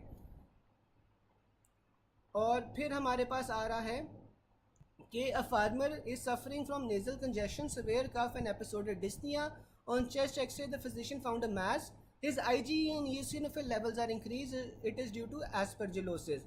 अच्छा, और ये जो एस्परजिलोसिस है ना ये आपके पास फिर ABPA आ जाता है, ठीक है, क्योंकि इसमें आप देखो कि आपके पास IgE लेवल्स इंक्रीज्ड है, eosinophils भी इंक्रीज्ड है, तो ये हाइपर सेंसिटिविटी रिएक्शन है जिसकी वजह से यह एस्परजिलोसिस हो रहा है, तो ये this is ABPA. A 41-year-old woman has 1 year history of episodic dyspnea. On physical examination there are expiratory visas, ठीक है, एक्सपायरेशन पे आपको वीजेस मिल रही हैं. Her chest radiograph shows a few small 0.5 perihilar nodules. Laboratory studies में आपको IgE level जौन सा है वो ज़्यादा मिला है अलॉन्ग विद इयोसिनोफिलिया. और इसमें आपके पास which of the following pathogenic finding is most likely present in bronchi, तो ये आपके पास नॉन इन्वेसिव एस्परजिलोसिस है, ठीक है.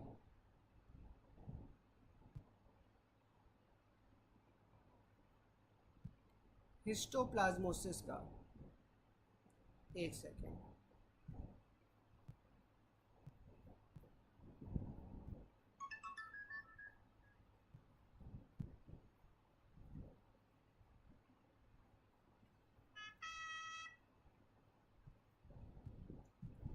जो हिस्टोप्लाज्मोसिस होता है ना, हिस्टोप्लाज्मोसिस आपके पास नॉर्मली वेल डिफाइंड नहीं होता है एक्सरे के ऊपर, ठीक है. तो जो आपके पास हिस्टोप्लाज्मोसिस होता है इसमें आपको पल्मनरी ओपेसिटीज़ तो मिलेंगी, पल्मनरी ओपेसिटीज़, लेकिन ये वेल डिफ्रेंशिएटेड या वेल इनका मार्जिन जो सा है ना ओपेसिटीज़ का वो डिफ्यूज़ होगा, वो आपके पास क्लियर मार्जिन नहीं होता, ठीक है. इसमें आपके पास जौन सा है पल्मरी मैनिफेस्टेशन होती है, लेकिन इसमें जो मार्जिन्स हैं वो आपके पास इल डिफाइंड होते हैं.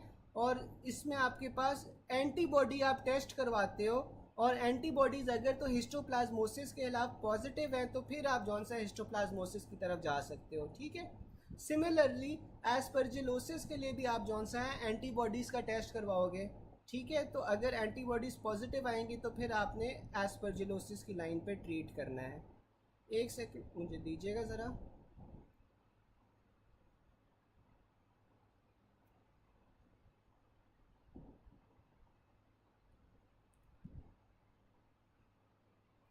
चलें, फिर हमारे पास आ जाता है a 12-year-old child presents with cough and wheezing for the last 7 years.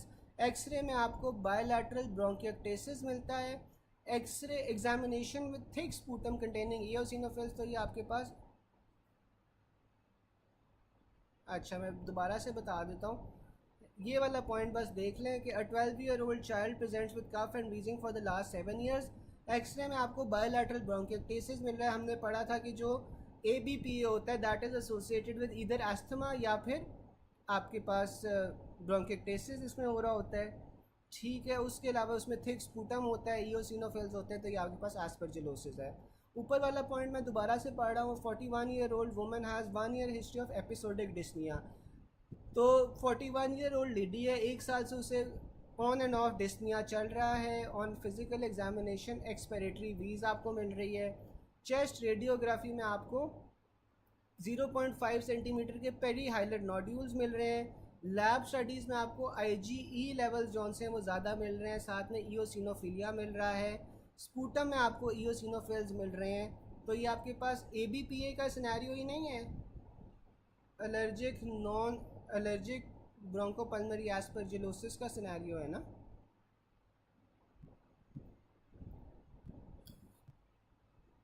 अगर वो इन्वेजिव होता ना, तो इन्वेजिव के अंदर वो आपके पास कैविटेटरी लीजन्स की हिस्ट्री देता, कोइन लाइक मास की हिस्ट्री देता, ठीक है। लेकिन उसने लंग के अंदर जौन सा है कैविटेटरी कोई लीजन्स वगैरह की हिस्ट्री तो नहीं दी हुई ना, ठीक है। तो इस वजह से ये आपके पास नॉन इन्वेजिव एस्परजिलोसिस है।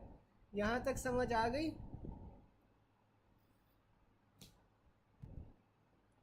यहाँ तक सब क्लियर है? तो आगे चलें।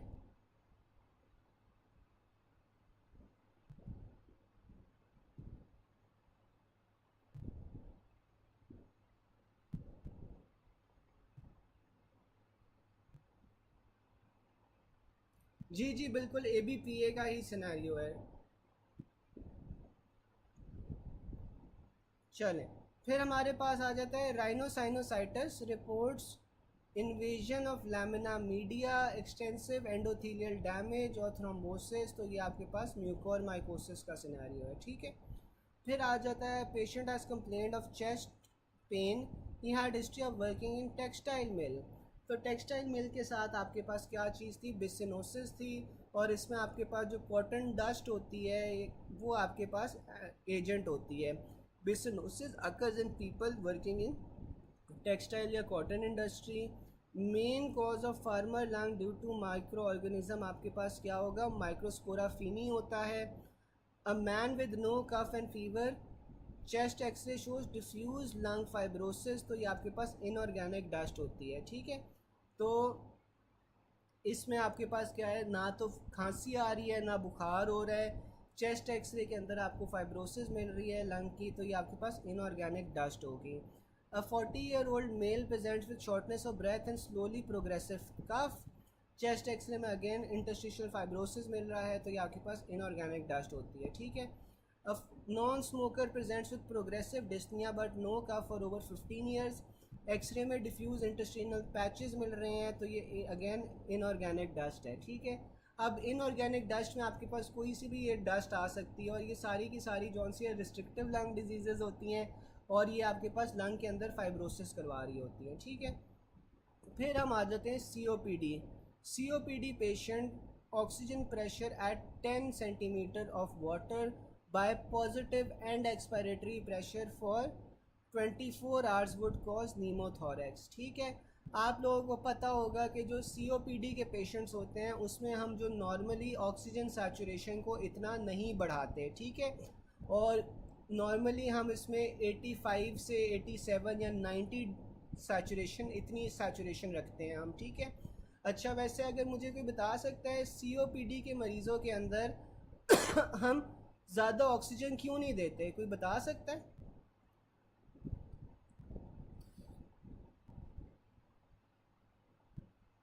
COPD के मरीज़ों में हम ज़्यादा ऑक्सीजन क्यों नहीं देते?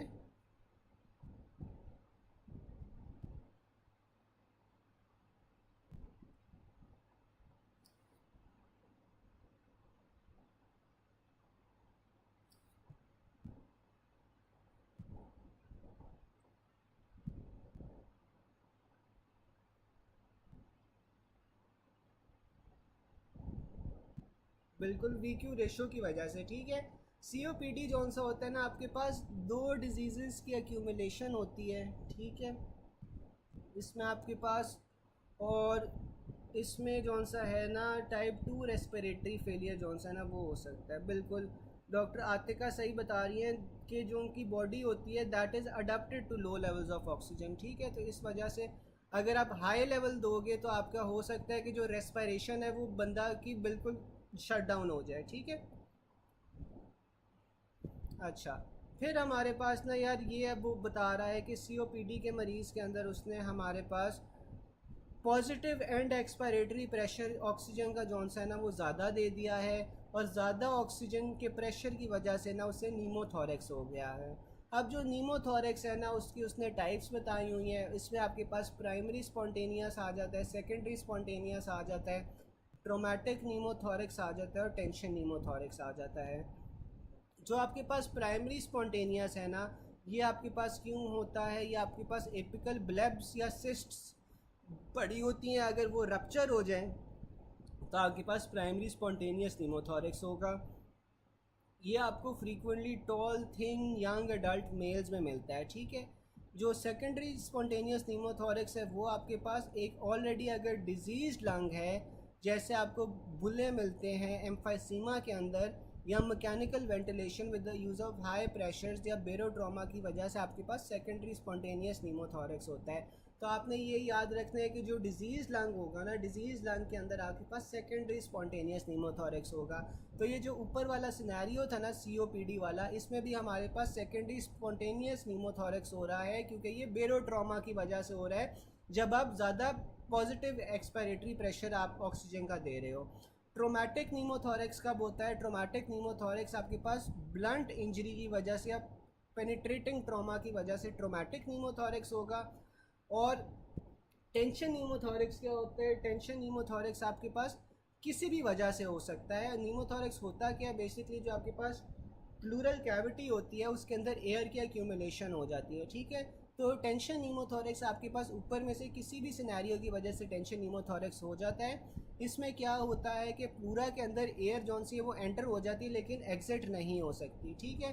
तो इसमें ना आपके पास एक वन वे वाल्व बन जाता है, जिसके क्योंकि देखो आपके पास जो बाहर एटमॉस्फेरिक एयर है that is of higher pressure, जो अंदर लंग के एयर है वो आपके पास लोअर प्रेशर पे होती है, ठीक है। तो जब एक वन वे वाल्व बन जाएगा बाहर एटमॉस्फेयर और लंग के दरमियान में, तो एटमॉस्फेयर या हाई प्रेशर से एयर लंग की तरफ जाएगी, अंदर की तरफ एयर जाएगी, बाहर की तरफ स्केप नहीं करती, ठीक है। तो ये एयर जौन सी है वो आपके पास प्लूरल कैविटी के अंदर आती जाएगी जब तक बाहर का और अंदर लंग का प्रेशर जौन सा है वो एक जितना नहीं होता। इसकी वजह से आपके पास क्या होता है कि ट्रैप्ड एयर जौन सी है वो ज़्यादा हो रही है और एयर ज़्यादा होती जाएगी, और इस वजह से आपके पास जो ट्रेकिया है वो डिविएट कर जाएगा away from the affected lung, ठीक है। तो इस वजह से इसमें आपके पास टेंशन नीमोथोरेक्स होता है, ठीक है। अब आगे आ रहा है पेशेंट है shortness of breath on examination, trachea shifted towards the left. तो ऑपोजिट साइड के ऊपर ट्रेकिया डिविएट होता है ना, तो यानी राइट साइड का नीमोथोरेक्स हुआ हुआ है। साथ में उसने ये भी बता दिया है कि एब्सेंट ब्रेथ साउंड्स है on the right side of chest. Hyper resonant percussion note है। हाइपर रेजोनेंट क्यों है? क्योंकि आपके पास एयर की एक्यूमुलेशन हुई है। अगर फ्लूइड की एक्यूमुलेशन हो जाए तो आपके पास जो प्रिकशन नोट होता है वो डल होता है। तो इसमें आपके पास डायग्नोसिस क्या है? नीमोथोरेक्स है। A patient came to ER with shortness of breath and sharp chest pain. On examination, no air entry on right side and hyperresonant on percussion. Lung collapse inward, lung जो सा है वो अंदर की तरफ कोलैप्स हो जाएगा, क्योंकि आपके पास जो एयर है वो आपके पास प्लूरल कैविटी के अंदर बढ़ती जाती है, जिसकी वजह से लंग अंदर की तरफ कोलैप्स हो जाता है, जबकि चेस्ट जो सी है वो बाहर आउटवर्ड स्प्रिंग कर जाती है। चेस्ट एक्सरे में आपको ट्रेकिया की डिविएशन मिल रही है, तो ये आपके पास राइट साइडेड नीमोथोरेक्स है। फिर आ जाता है great there is greatest chance of pneumothorax formation while inserting CVP due to the right subclavian, ठीक है। CVP राइट सबक्लेवियन से डालेंगे तो इसमें आपके पास ग्रेटेस्ट चांस होता है नीमोथोरेक्स डेवलप करने का। The finding of pleura ruptured in नीमोथोरेक्स is inward lung collapse, जबकि आउटवर्ड चेस्ट वॉल की स्प्रिंग होती है। A man giving hyperbaric oxygen for 24 hours develop dyspnea and goes into respiratory distress. The most likely cause is spontaneous pneumothorax, ठीक है। और ये आपके पास secondary spontaneous नीमोथोरेक्स होगा। फिर आ जाता है रिगार्डिंग राइट साइडेड नीमोथोरेक्स, आपके पास एटमॉस्फेरिक और प्लूरल प्रेशर जोन से वो इक्वल हो जाते हैं, जो मैंने आपको पहले रीज़न बताई थी। यहाँ तक किसी को कोई क्वेश्चन हो, कोई चीज़ ना समझ आई हो?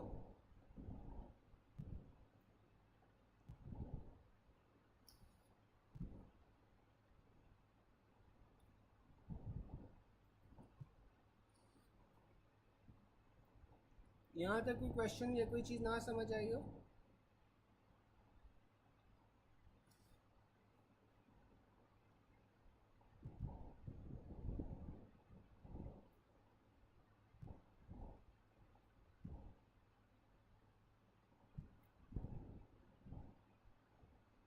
बाकी सबको भी क्लियर है?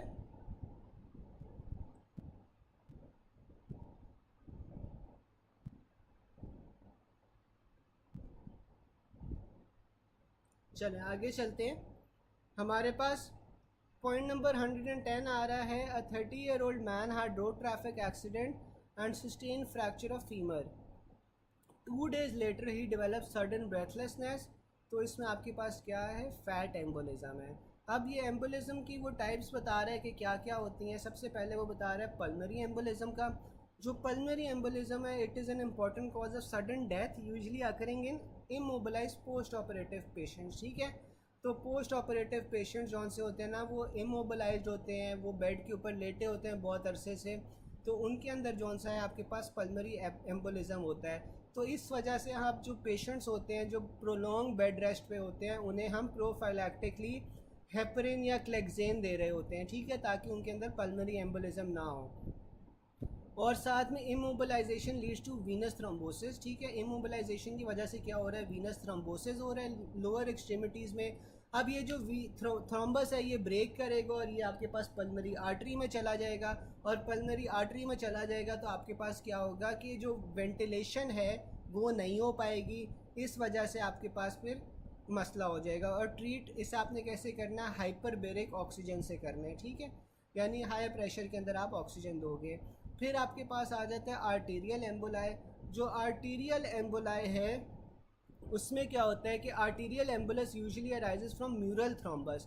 अब ये जो म्यूरल थ्रोम्बस है ये हार्ट के अंदर होता है थ्रोम्बस, जो कि आपके पास किसी एक चेंबर ऑफ हार्ट के अंदर जौन सा है वो एडहियर किया होता है। वो आपके पास टूटता है, उसके टूटने के बाद वो आपके पास जाता है करोटेड आर्टरी से मिडल सेरिब्रल आर्टरी, वो मिडल सेरिब्रल आर्टरी तक। ठीक है, और ये जौन सा है ना नॉर्मली इंटरनल करोटेड के थ्रू आपके पास ब्रेन की किसी ना किसी आर्टरी को जाके ब्लॉक कर देता है। ठीक है, लीडिंग टू सेरिब्रल इन्फार्क्शन। सबसे कॉमनली जो आर्टरी ब्लॉक होती है वो आपके पास मिडल सेरिब्रल आर्टरी जौन सी होती है वो ब्लॉक हो रही होती है। ठीक है, फिर हमारे पास आ जाता है फैट एम्बोलिज्म। जो फैट एम्बोलाई होता है ये आपके पास अगर कोई फ्रैक्चर की हिस्ट्री हो या फिर आपके पास कोई नी या हिप जॉइंट की रिप्लेसमेंट की हिस्ट्री हो, तो इसमें क्या होता है कि बोन मैरो के या फैटी टिश्यू के कुछ पार्टिकल्स जौन से होते हैं वो आपके पास एक्यूमुलेट करके ये फैट एम्बोलाई बना देते हैं। फिर हमारे पास एयर एम्बोलाई होता है। एयर एम्बोलाई क्यों आता है? Due to air entering into the circulation as seen in penetrating chest injury और क्रिमिनल अबॉर्शन। अब ये जो आपके पास एयर एम्बोलिज्म है ये किसी भी वजह से अगर आपके पास एयर एंटर कर जाए सर्कुलेशन के अंदर, जैसे कि कोई पेनिट्रेटिंग चेस्ट इंजरी या क्रिमिनल अबॉर्शन के अंदर, तो एयर एम्बोलिज्म होगा। ये आपको डीप सी डाइवर्स के अंदर भी मिलता है, जो कि आपके पास सरफेस के ऊपर क्विकली रिटर्न कर जाते हैं। और आपके पास एयर की कितनी क्वांटिटी होनी चाहिए टू कॉज एयर एम्बोलिज्म, कोई बता सकता है? एयर की कितनी क्वांटिटी सर्कुलेशन के अंदर आ जाए तो वो एयर एम्बोलिज्म करवा सकती है?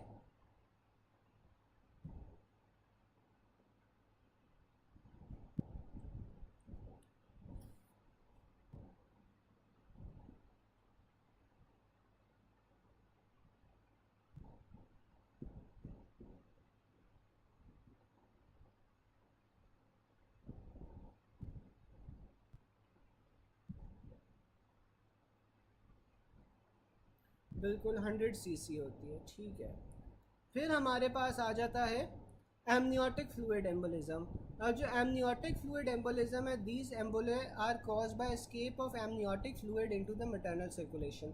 तो जो एमनियोटिक फ्लूइड एम्बोलिज्म है ना, ये कब होता है? ये आपके पास अगर प्रोलॉन्ग या ऑब्स्ट्रक्टिव लेबर हो, ठीक है, तो उसके अंदर ना आपके पास क्या होता है कि जो एमनियोटिक फ्लूइड है उसकी कुछ अमाउंट आपके पास मैटरनल सर्कुलेशन के अंदर चली जाती है, और ये मैटरनल सर्कुलेशन के अंदर जाके क्योंकि ये फ़ौरन आपके पास बॉडी के तौर पे एक्ट करेगी, ये कोगुलेशन प्रोसेस को जो सा एक्टिवेट करके डीआईसी करवा देती है। ठीक है, फिर हमारे पास आ जाता है easily they could be remember है shortness of breath after fracture अगर हो रहा है तो ये आपके पास फैट एम्बोलिज्म है। Shortness of breath deep sea divers में आपके पास एयर एम्बोलिज्म होगी। Shortness of breath in pregnant ladies during labour या पोस्टमार्टम आपके पास एमनियोटिक फ्लूइड एम्बोलिज्म होगा। अगर शॉर्टनेस ऑफ ब्रेथ लेटे हुए हो रही है तो ये आपके पास रेट्रोस्टेरनल गोइटर है, जो कि आपके पास पीछे ट्रेकिया को कंप्रेस कर रहा है। True regarding fat embolism is symptoms appear after 12 hours. ठीक है, तो फैट एम्बोलिज्म के जो सिम्टम्स हैं वो आपके पास 12 घंटे के बाद आना शुरू होते हैं। A 30-year-old man had road traffic accident and sustain fracture of femur.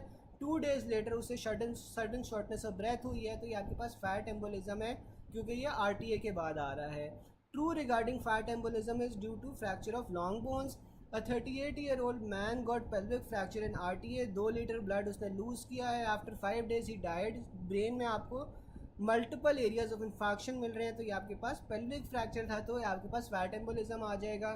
फिर एमनियोटिक फ्लूइड एम्बोलिज्म आ जाता है। Patient after prolong labour develop shortness of breath and died.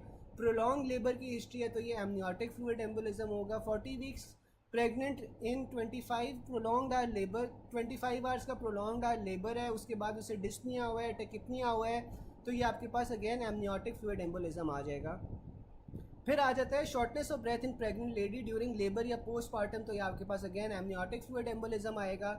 अब pregnant lady with labour pains and obstructed labour की history है, फ़ौरन hospital जाते जाते वो शी डाइड, तो ये आपके पास अगेन एमनियोटिक फ्लूइड एम्बोलिज्म है। फिर हमारे पास जी डॉक्टर अस्का मैं पूछ रहा हूँ सवाल। A young male operated for cholecystectomy 3 days after surgery he develop dyspnoea, chest pain and cyanosis, तो ये आपके पास क्या डायग्नोसिस हो गया? पल्मोनरी एम्बोलिज्म हो गया। ठीक है, अच्छा जी। अच्छा, अब मुझे कोई ये बता सकता है कि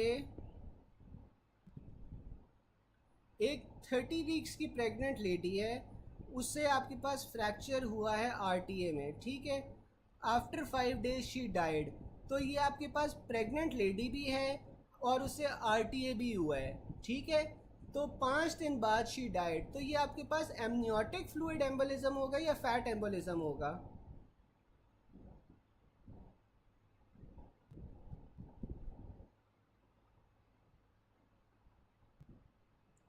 जी डॉक्टर अवैस, जो AFib वाले होते हैं वो म्यूरल थ्रोम्बस ही होता है। जो म्यूरल थ्रोम्बस होता है ना, वो वैसे तो आपके पास स्टैगनेंट पड़ा होता है हार्ट के एक चेम्बर के साथ एडहेयर करके।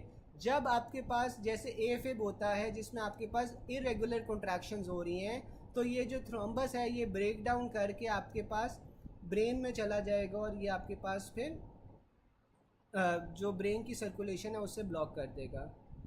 जी बिल्कुल, इसमें फ़ैट एम्बोलिज्म होगा। ठीक है, फिर हमारे पास आ जाता है 55-year-old male had ischaemic heart disease with recent history of AFib। अभी जो आप बात कर रहे थे कि इस्कीमिक हार्ट डिजीज़ है, AFib है, सडन अनकॉन्शियस है, he suspected to have stroke due to occlusion of cerebral artery. ठीक है, तो ये आपके पास फिर एम्बोलिज्म तो है, लेकिन ये किस तरह का एम्बोलिज्म होगा? म्यूरल एम्बोलिज्म होगा।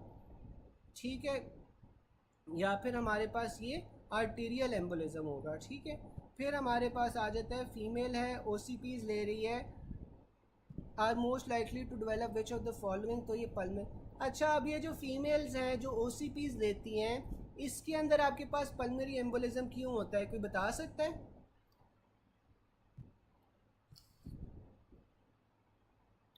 अगर फीमेल है वो ओरल कॉन्ट्रासेप्टिव पिल्स ले रही हैं, तो उसका चांसेस ऑफ पल्मोनरी एम्बोलिज्म क्यों ज़्यादा हो जाता है?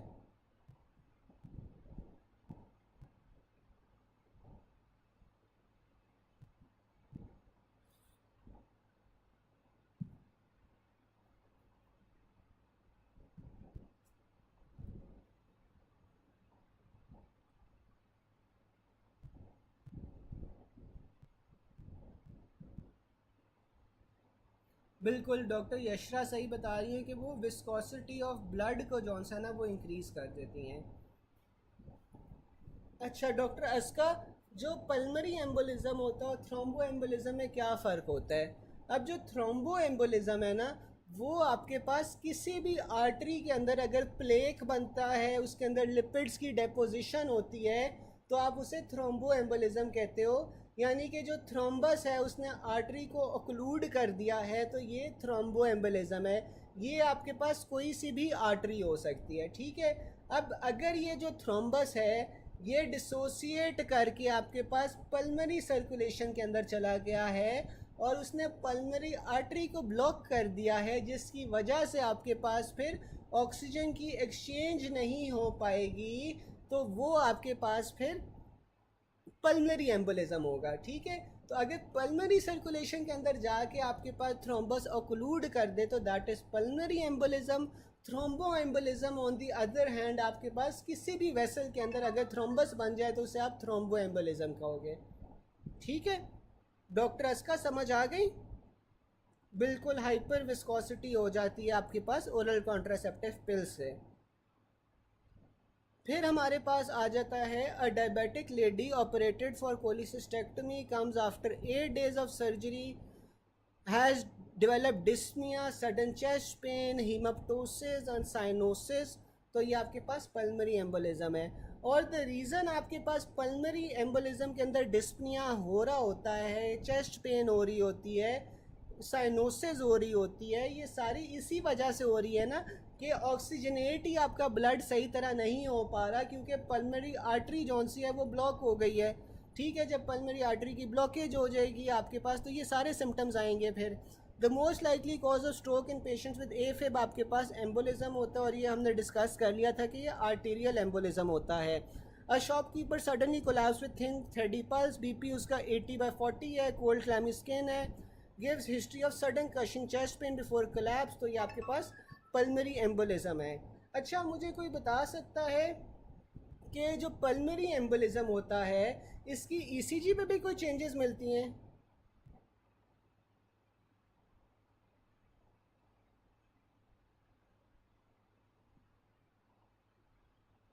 नहीं नहीं डॉक्टर अस्का, ये आप कंफ्यूज हो रहे हो। जो आपके पास यार ओसीपीज हैं, ओसीपीज या ईस्ट्रोजन दोनों आपके पास थ्रोम्बो एम्बोलिज्म करवाएंगी। ठीक है, प्राइमरीली वो आपके पास थ्रोम्बो एम्बोलिज्म करवाती हैं क्योंकि वो आपके पास विस्कोसिटी ऑफ ब्लड को बढ़ा देती हैं। और वो थ्रोम्बो एम्बोलिज्म जौन सा अगर वो थ्रोम्बर डिसोसिएट कर जाए और लंग्स में चला जाए तो वो पल्मोनरी एम्बोलिज्म भी तो हो सकता है ना। ठीक है, तो आपके पास प्राइमरीली सबसे पहले ये थ्रोम्बो एम्बोलिज्म करवाएंगी ओसीपीज या ईस्ट्रोजन। और जब वो थ्रोम्बो एम्बोलिज्म करवा रही हैं उसकी वजह से आपके पास जो थ्रोम्बस है वो डिसोसिएट करके पल्मोनरी वैस्कुलेचर तक जब चला जाएगा तो वो पल्मोनरी एम्बोलिज्म भी फिर कॉज कर सकेगा। ठीक है,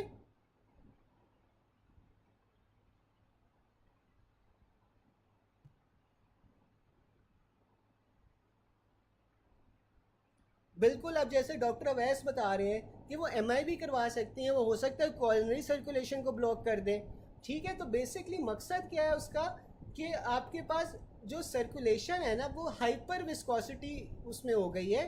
ठीक है, तो वो आपके पास कहीं भी ब्लॉकेज करवा सकती है, वो पल्मोनरी आर्टरीज में भी करवा सकती हैं, वो कॉरोनरी वेसल्स में भी करवा सकती हैं, वो किसी और वेसल्स में भी करवा सकती हैं। लेकिन आपका रिस्क ऑफ पल्मोनरी एम्बोलिज्म बढ़ जाता है ना फिर ओसीपीज लेने से। ठीक है,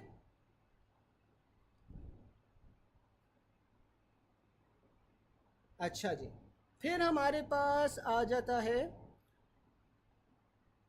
कि the worst complication of Venus thrombosis is pulmonary embolism. ठीक है ना, तो अब वो यही बता रहा है कि जो वीनस थ्रोम्बोसिस होती है उसकी एक कॉम्प्लिकेशन है pulmonary embolism. A 45-year-old female was on prolonged bed rest. Now she is having shortness of breath and peripheral edema. Her chest X-ray shows many areas of infarction. तो ये आपके पास recurrent pulmonary embolism है। ठीक है, a 55-year-old man on ischemic heart disease with recent history of AFib presents with sudden unconsciousness. He is suspected to have a stroke due to occlusion of cerebral artery. The most likely cause is embolism. Which of the following is will be seen in pulmonary artery embolism? तो आपके पास pulmonary artery embolism में जो VQ ratio है वो आपके पास increase कर जाता है। ठीक है, क्योंकि आपके पास जो पल्मोनरी आर्टरी एम्बोलिज्म होती है इसके अंदर आपके पास वेंटिलेशन तो हो रही होती है लेकिन परफ्यूजन आपके पास नहीं होती। ठीक है, तो परफ्यूजन आपके पास डिक्रीज ज़्यादा कर जाएगी वेंटिलेशन से, तो इस वजह से आपके पास जौन सा है इसमें इंक्रीज वीक्यू रेशो मिलेगा। अ 50-year-old man who has previous history of diabetic retinopathy and MI presented with severe chest pain and sweating. Coronary occlusion occurs commonly due to embolism. फिर हमारे पास आ जाता है haemorrhagic infection occurs in thromboembolism in lung, DVT first gets lodged in pulmonary artery and branches, ठीक है। तो अब ये देखें कि जो डीप वीनस थ्रोम्बोसिस है, यानी कि आपके पाँव में अगर डीवीटी हुआ है, लेग में डीवीटी हुआ है, तो सबसे पहले इसने पल्मरी आर्टरी में जाके लॉज करना है, और जब ये पल्मरी आर्टरी में जाके लॉज करेगा तो इसे हम पल्मरी एम्बोलाई कह देंगे। फिर most common complication of DVT is emboli. A patient was diagnosed to have a pale infarct. In which of the following conditions does it occur? पेल इंफार्क्ट है तो ये आपके पास एम्बोलिक या इस्कीमिक स्ट्रोक होगा। और ये इस्कीमिक स्ट्रोक कैसे हो रहा है? आर्टीरियल एम्बुलस जौन सा है वो जाके आपके पास सेरिब्रल आर्टरी को ब्लॉक कर रहा है, उसकी ब्लॉक करने की वजह से आपके पास एम्बोलिक या इस्कीमिक स्ट्रोक हो रहा है। A female taking oestrogen therapy to relieve post menopausal symptoms, इसमें आपके पास थ्रोम्बोएम्बोलिज्म का चांस इंक्रीज हो जाता है। Most fatal type of pulmonary embolism that causes extensive pulmonary necrosis, shock and death, तो आपके पास थ्रोम्बोएम्बोलिज्म होती है। A postmenopausal woman who is in hormone replacement therapy for postmenopausal related osteoporosis, तो इसमें भी आपके पास थ्रोम्बोएम्बोलिज्म का चांसेस इंक्रीज हो जाते हैं। A 55-year-old female known case of hematological disease admitted to the hospital with a history of sudden onset of dyspnea, echo के अंदर आपको severe pulmonary hypertension मिल रही है। What could be the best possible cause associated with her condition, तो आपके पास repeated pulmonary embolism होंगे। अच्छा, अब ये देखो कि आपके पास अगर पल्मोनरी एम्बोलिज्म हुआ है तो आपके पास क्या होगा कि जो पल्मोनरी सर्कुलेशन है वहाँ पे ब्लड जमा होना शुरू हो जाएगा। वहाँ पे जब ब्लड जमा होना शुरू हो जाएगा तो आपको पल्मोनरी हाइपरटेंशन होगी। पल्मोनरी हाइपरटेंशन के साथ साथ आपको और क्या होगा? परफ्यूजन ही होगी, जिस वजह से वेंटिलेशन परफ्यूजन रेशो जौन सी है वो भी आपके पास इंक्रीज हो जाएगी।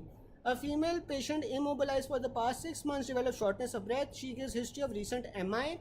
A triangular shape hemorrhage was seen in lungs.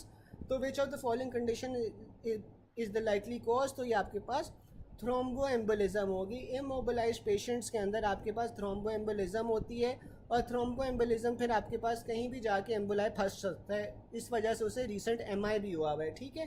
Coronary circulation के अंदर जाके वो एम्बुलेंस अगर लॉज हो जाए तो आपके पास फिर इस तरह एमआई होगा, ठीक है।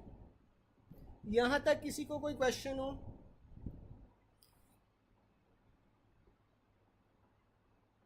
यहाँ तक any question?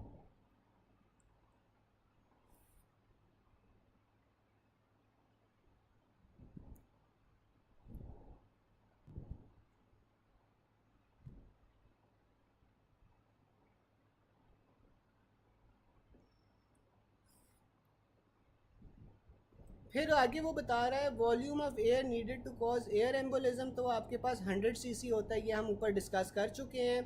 A 20-year-old man with dyspnoea on lying down, the anatomical structure likely to cause this dyspnoea, आपके पास रेट्रोस्टेर्नल गॉइटर होता है। The most common feature of pulmonary embolism, ये क्लिनिकली साइलेंट होती है। और कैप्नोमीटर जौन सा है, एक तो वो आपके पास CO2 को मेजर कर रहा होता है, और साथ में आप एयर एम्बोलिज्म के अंदर भी आपके पास कैप्नोमीटर यूज़ होता है, ठीक है। अच्छा गाइस, मुझे ये बताओ कि अभी आप लोगों को सारा समझ आ रहा है? मीट सेशन की ज़रूरत है या हम एक दो पॉइंट्स और कर लें?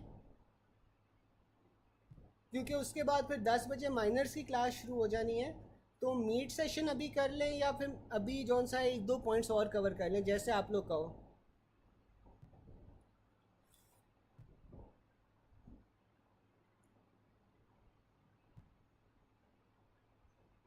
चलें पॉइंट्स कर लेते हैं।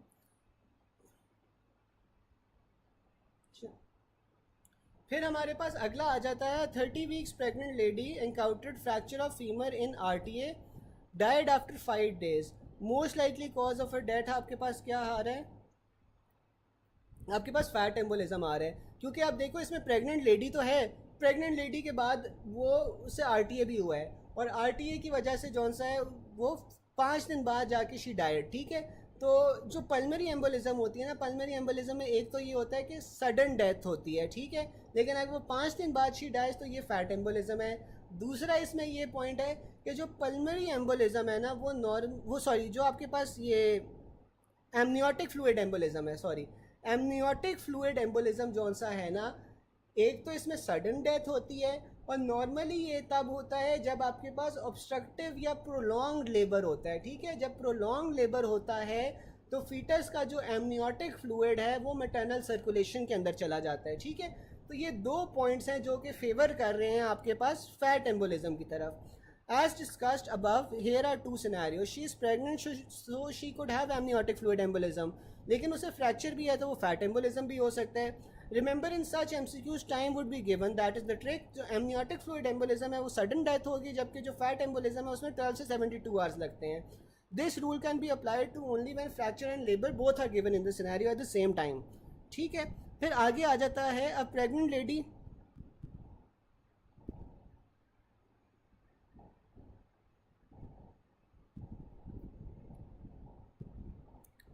जी जी, फैट एम्बोलिज्म भी आपके पास पल्मोनरी सर्कुलेशन के अंदर स्टक होते हैं, लेकिन फैट एम्बोलिज्म में फिर आपके पास हिस्ट्री होती है ना ट्रॉमा की, ठीक है। उसमें फिर आपके पास ऐसा नहीं होता कि पहले थ्रोम्बो एम्बोलिज्म बन रहा है, आहिस्ता आहिस्ता वो थ्रोम्बस बन रहा है और फिर वो आपके पास जाके जौन सा है वो ब्लॉकेज करवाएगा।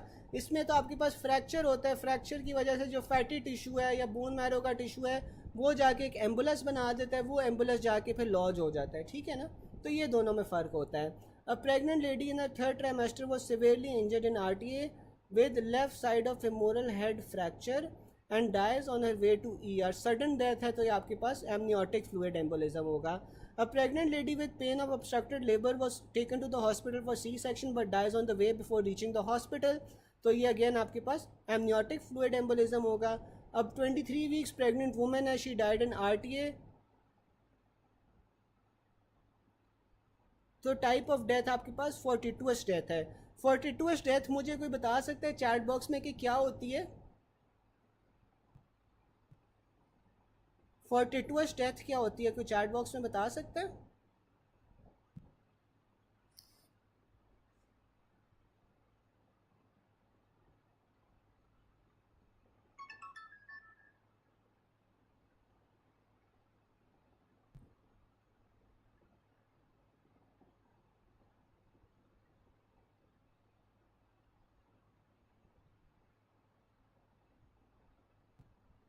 बिल्कुल, प्रेगनेंसी में डेथ हो लेकिन जो डेथ का कॉज है वो प्रेगनेंसी ना हो, ठीक है।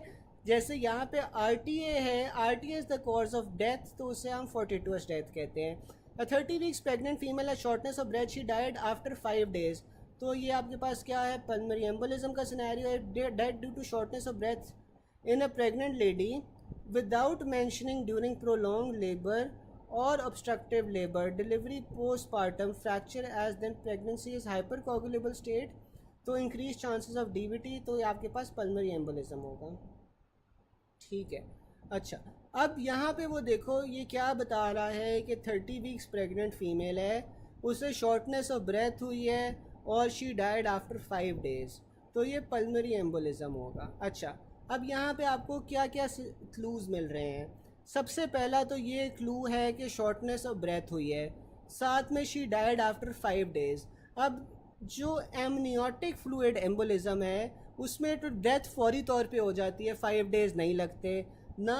5 days किस में लग रहे थे, वो फैट एम्बोलिज्म में लग सकते हैं, लेकिन यहाँ पे कोई RTA की हिस्ट्री भी नहीं है, ठीक है। तो इस वजह से उसने पल्मोनरी एम्बोलिज्म चूज़ किया हुआ है। और प्रेगनेंसी क्योंकि एक हाइपर कोगुलेबल स्टेट होती है तो इसके अंदर आपके पास फिर पल्मोनरी एम्बोलिज्म के चांसेस जो से हैं वो ज़्यादा हो जाते हैं, ठीक है। फिर आ जाता है a young male had an RTA which resulted in femur fracture, he died 5 days later. Autopsy में आपको सेरिब्रल पेटिकिया नज़र आ रहे हैं, तो ये आपके पास फैट एम्बोलिज्म है। After 5 days of femur fracture patient died as a result of fat embolism. In 45-year-old male presented to ER with fracture of pelvic bone in RTA with shock. The most likely cause of shock is excessive blood loss, ठीक है। तो patient shock में आया है, pelvic bone का fracture है, तो ये शॉक में क्यों आया है, क्योंकि एक्सेसिव ब्लड लॉस हो गया है, ठीक है। फिर हमारे पास आ जाता है most common cause of pulmonary embolism क्या होती है। अगर प्रोलॉन्ग्ड इमोबिलाइजेशन होगी तो आपके उसमें पल्मोनरी एम्बोलिज्म होता है। Most common cause of acquired thrombotic disorder आपके पास क्या होता है, एंटी फॉस्फोलिपिड सिंड्रोम। जबकि most common cause of inherited thrombotic disorder क्या होता है, वो फैक्टर 5 लेडन होता है। Most devastating effect of oral contraceptive pills क्या होगी? थ्रोम्बोएम्बोलिज्म होगी। इसमें आपके पास जो बाकी कॉजेज़ हैं थ्रोम्बोएम्बोलिज्म की वो क्या हो सकती हैं? एएफए हो सकती है, कार्डियोमायोपैथीज हो सकती है, कैंसर्स हो सकते हैं, ठीक है।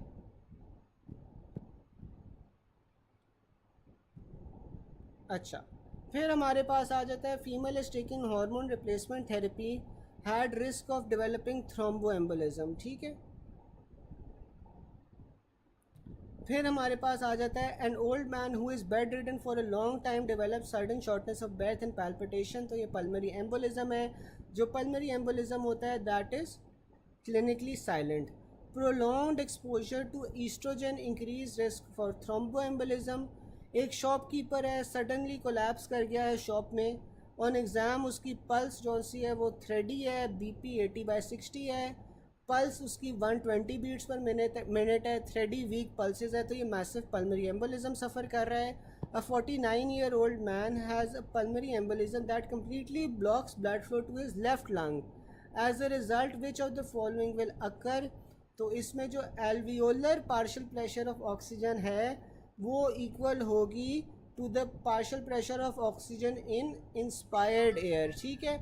वैसे आपके पास क्या होता है कि जो एल्वियोलर PO2 होती है वो इंस्पायर्ड एयर से ज़्यादा होती है या कम होती है, कोई बता सकता है? जो एल्वियोलर PO2 होती है वो इंस्पायर्ड एयर से ज़्यादा होगी या कम होगी?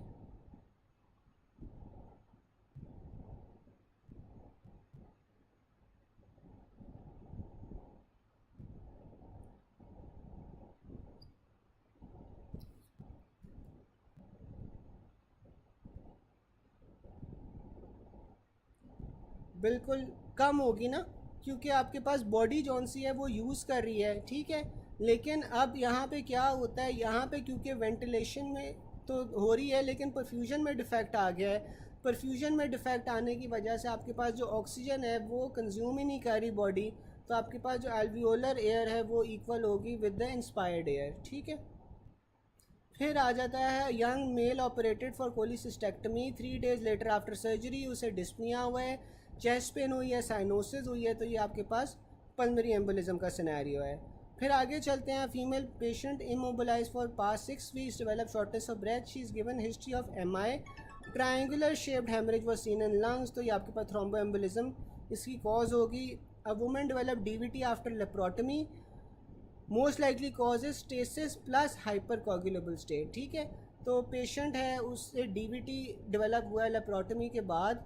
तो इसमें एक तो आपके पास जौन सा है हाइपर कोगुलेबल स्टेट है, साथ में स्टेसिस है, ये आपके पास रिस्क फैक्टर्स हैं फॉर पल्मरी एम्बोलिज्म, ठीक है। A patient develops atrial fibrillation, he was treated accordingly but patient died same day due to occlusion of vessels of brain. तो ये आपके पास क्या है, एम्बोलिज्म, और ये आर्टीरियल एम्बोलिज्म है। A 32-year-old G4 para 2 admitted with to the antenatal ward at 32 weeks, history of right leg swelling for 3 days. Doppler में आपको DVT कंफर्म हुआ है। What is the most important factor responsible for thromboembolic disease? तो ये आपके पास Venus stasis है, ठीक है। वीनस स्टेसिस होता है, यहाँ पे एम्बुलस डेवलप हो जाता है, इसीलिए आप डॉपलर करवाते हो देखने के लिए कि लेग के अंदर जौन सी स्वेलिंग है इसके पीछे कोई एम्बुलिज्म तो नहीं छुपा हुआ, ठीक है। तो इस वजह से आप फिर इसमें डॉपलर करवाते हो। A 35-year-old man otherwise healthy presented with sudden painless loss of vision due to occlusion of central retinal vein। तो ये आपके पास अगेन एम्बोलिज्म है। Which of the following is most likely to be a genetic cause of thromboembolism? तो homocystinuria होता है।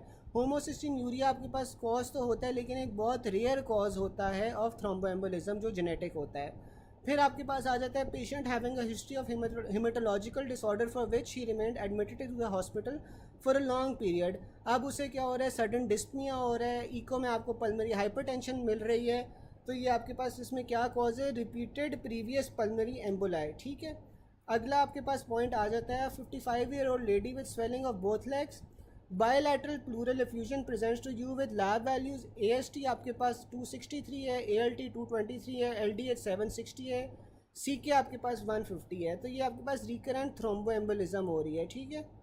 Remember आपके पास क्या होता है यार, जो पल्मरी हाइपरटेंशन है ना, पल्मरी हाइपरटेंशन और राइट हार्ट फेलियर की वजह से आपके पास जो ब्लड है ना वो पीछे की तरफ अक्यूमुलेट होता जाता है, और पीछे की तरफ अक्यूमुलेट होते होते ना ये आपके पास लिवर के अंदर भी पैसिव कंजेशन या सेंट्री लोबार नेक्रोसिस करवाता है, ठीक है, और लिवर डैमेज भी साथ होना शुरू हो जाता है, जिस वजह से आपके पास ये ALT AST जौन सा है वो बढ़ा हुआ है, ठीक है।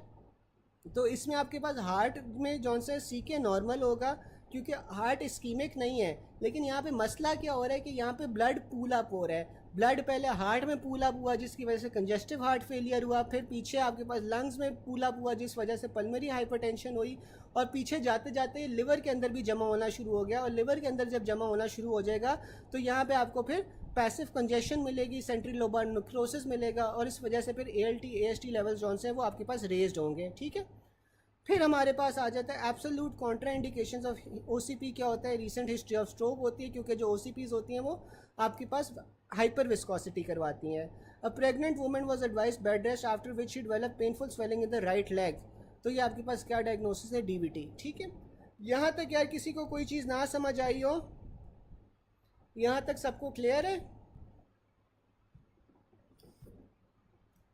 Any questions up till now? आज का लेक्चर हम ख़त्म करते हैं, लेकिन कोई क्वेश्चंस है तो आप लोग पूछ सकते हो चैट बॉक्स में।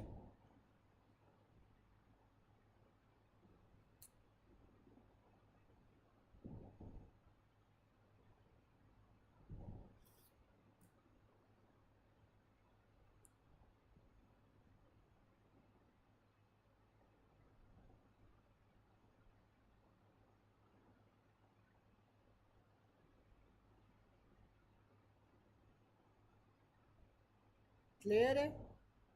चलें, फिर बाकी जो पल्मोनोलॉजी हम इंशाल्लाह कल ख़त्म कर लेंगे, ठीक है गाइस। एक बार आप खुद भी रीड दे देना, एंड बेस्ट ऑफ लक। अल्लाह हाफिज़। एसिड बेस बैलेंस हमारे पास कल आएगा, कल हम इंशाल्लाह अच्छी तरह कर लेंगे, ठीक है। चलें, उनका कुछ कर लेते हैं। एल्वियोलर PO2 वाला पॉइंट, ठीक है। डॉक्टर सोनिया आप ये देखें कि नॉर्मली क्या होता है। नॉर्मली जौन सा है ना हमारे पास, अगर एल्वुलाई में क्या होगा, और एल्वुलाई के अंदर वेंटिलेशन हो रही होती है ना, तो उसमें क्या होता है कि जो आपके पास एल्वियोलर ऑक्सीजन होता है वो आपके पास डिफ्यूज़ हो रहा होता है इनटू द पल्मरी कैपिलरीज, ठीक है, जबकि CO2 जौन सा है वो पल्मरी कैपिलरी से आपके पास जा रहा होता है एल्वुलाई के अंदर, ठीक है। तो जब एल्वुलाई के अंदर जो ऑक्सीजन है वो आपके पास कैपिलरीज के अंदर जा रही है, तो एल्वियोलर PO2 आपके पास कम होना चाहिए ना देन द इंस्पायर्ड एयर, क्योंकि जो इंस्पायर्ड एयर का ऑक्सीजन है जो एल्वुलाई में जा रहा है वो आपके पास इवेंचुअली फिर कैपिलरीज में चला जाता है, तो एल्वियोलर ऑक्सीजन जौन सी है वो आपके पास कम होती है, ठीक है। लेकिन अगर आपके पास कोई एम्बुलेंस आके फंस गया है तो वहाँ पे आपके पास फिर क्या होगा कि वेंटिलेशन नहीं होगी, ठीक है, सॉरी परफ्यूजन नहीं होगी। परफ्यूजन नहीं होगी तो जो एल्वुलाई के अंदर ऑक्सीजन जा रही है ना फ्रॉम द इंस्पायर्ड एयर, वो आपके पास ब्लड तक या कैपिलरीज तक नहीं पहुंचेगी। तो जब वो ब्लड या कैपिलरीज तक नहीं पहुंच रही आपके पास जो एल्वुलाई की ऑक्सीजन है, तो इंस्पायर्ड एयर और एल्वुलर एयर के अंदर जो आपके पास पार्शियल प्रेशर ऑफ ऑक्सीजन है वो सेम ही रहना चाहिए ना फिर, ठीक है। डॉक्टर सोनिया समझ आ गई?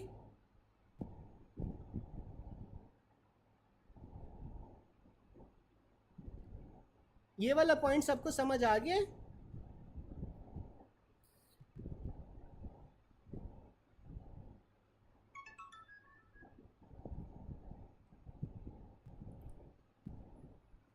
सबको समझ आ गया है या फिर से समझा दूं?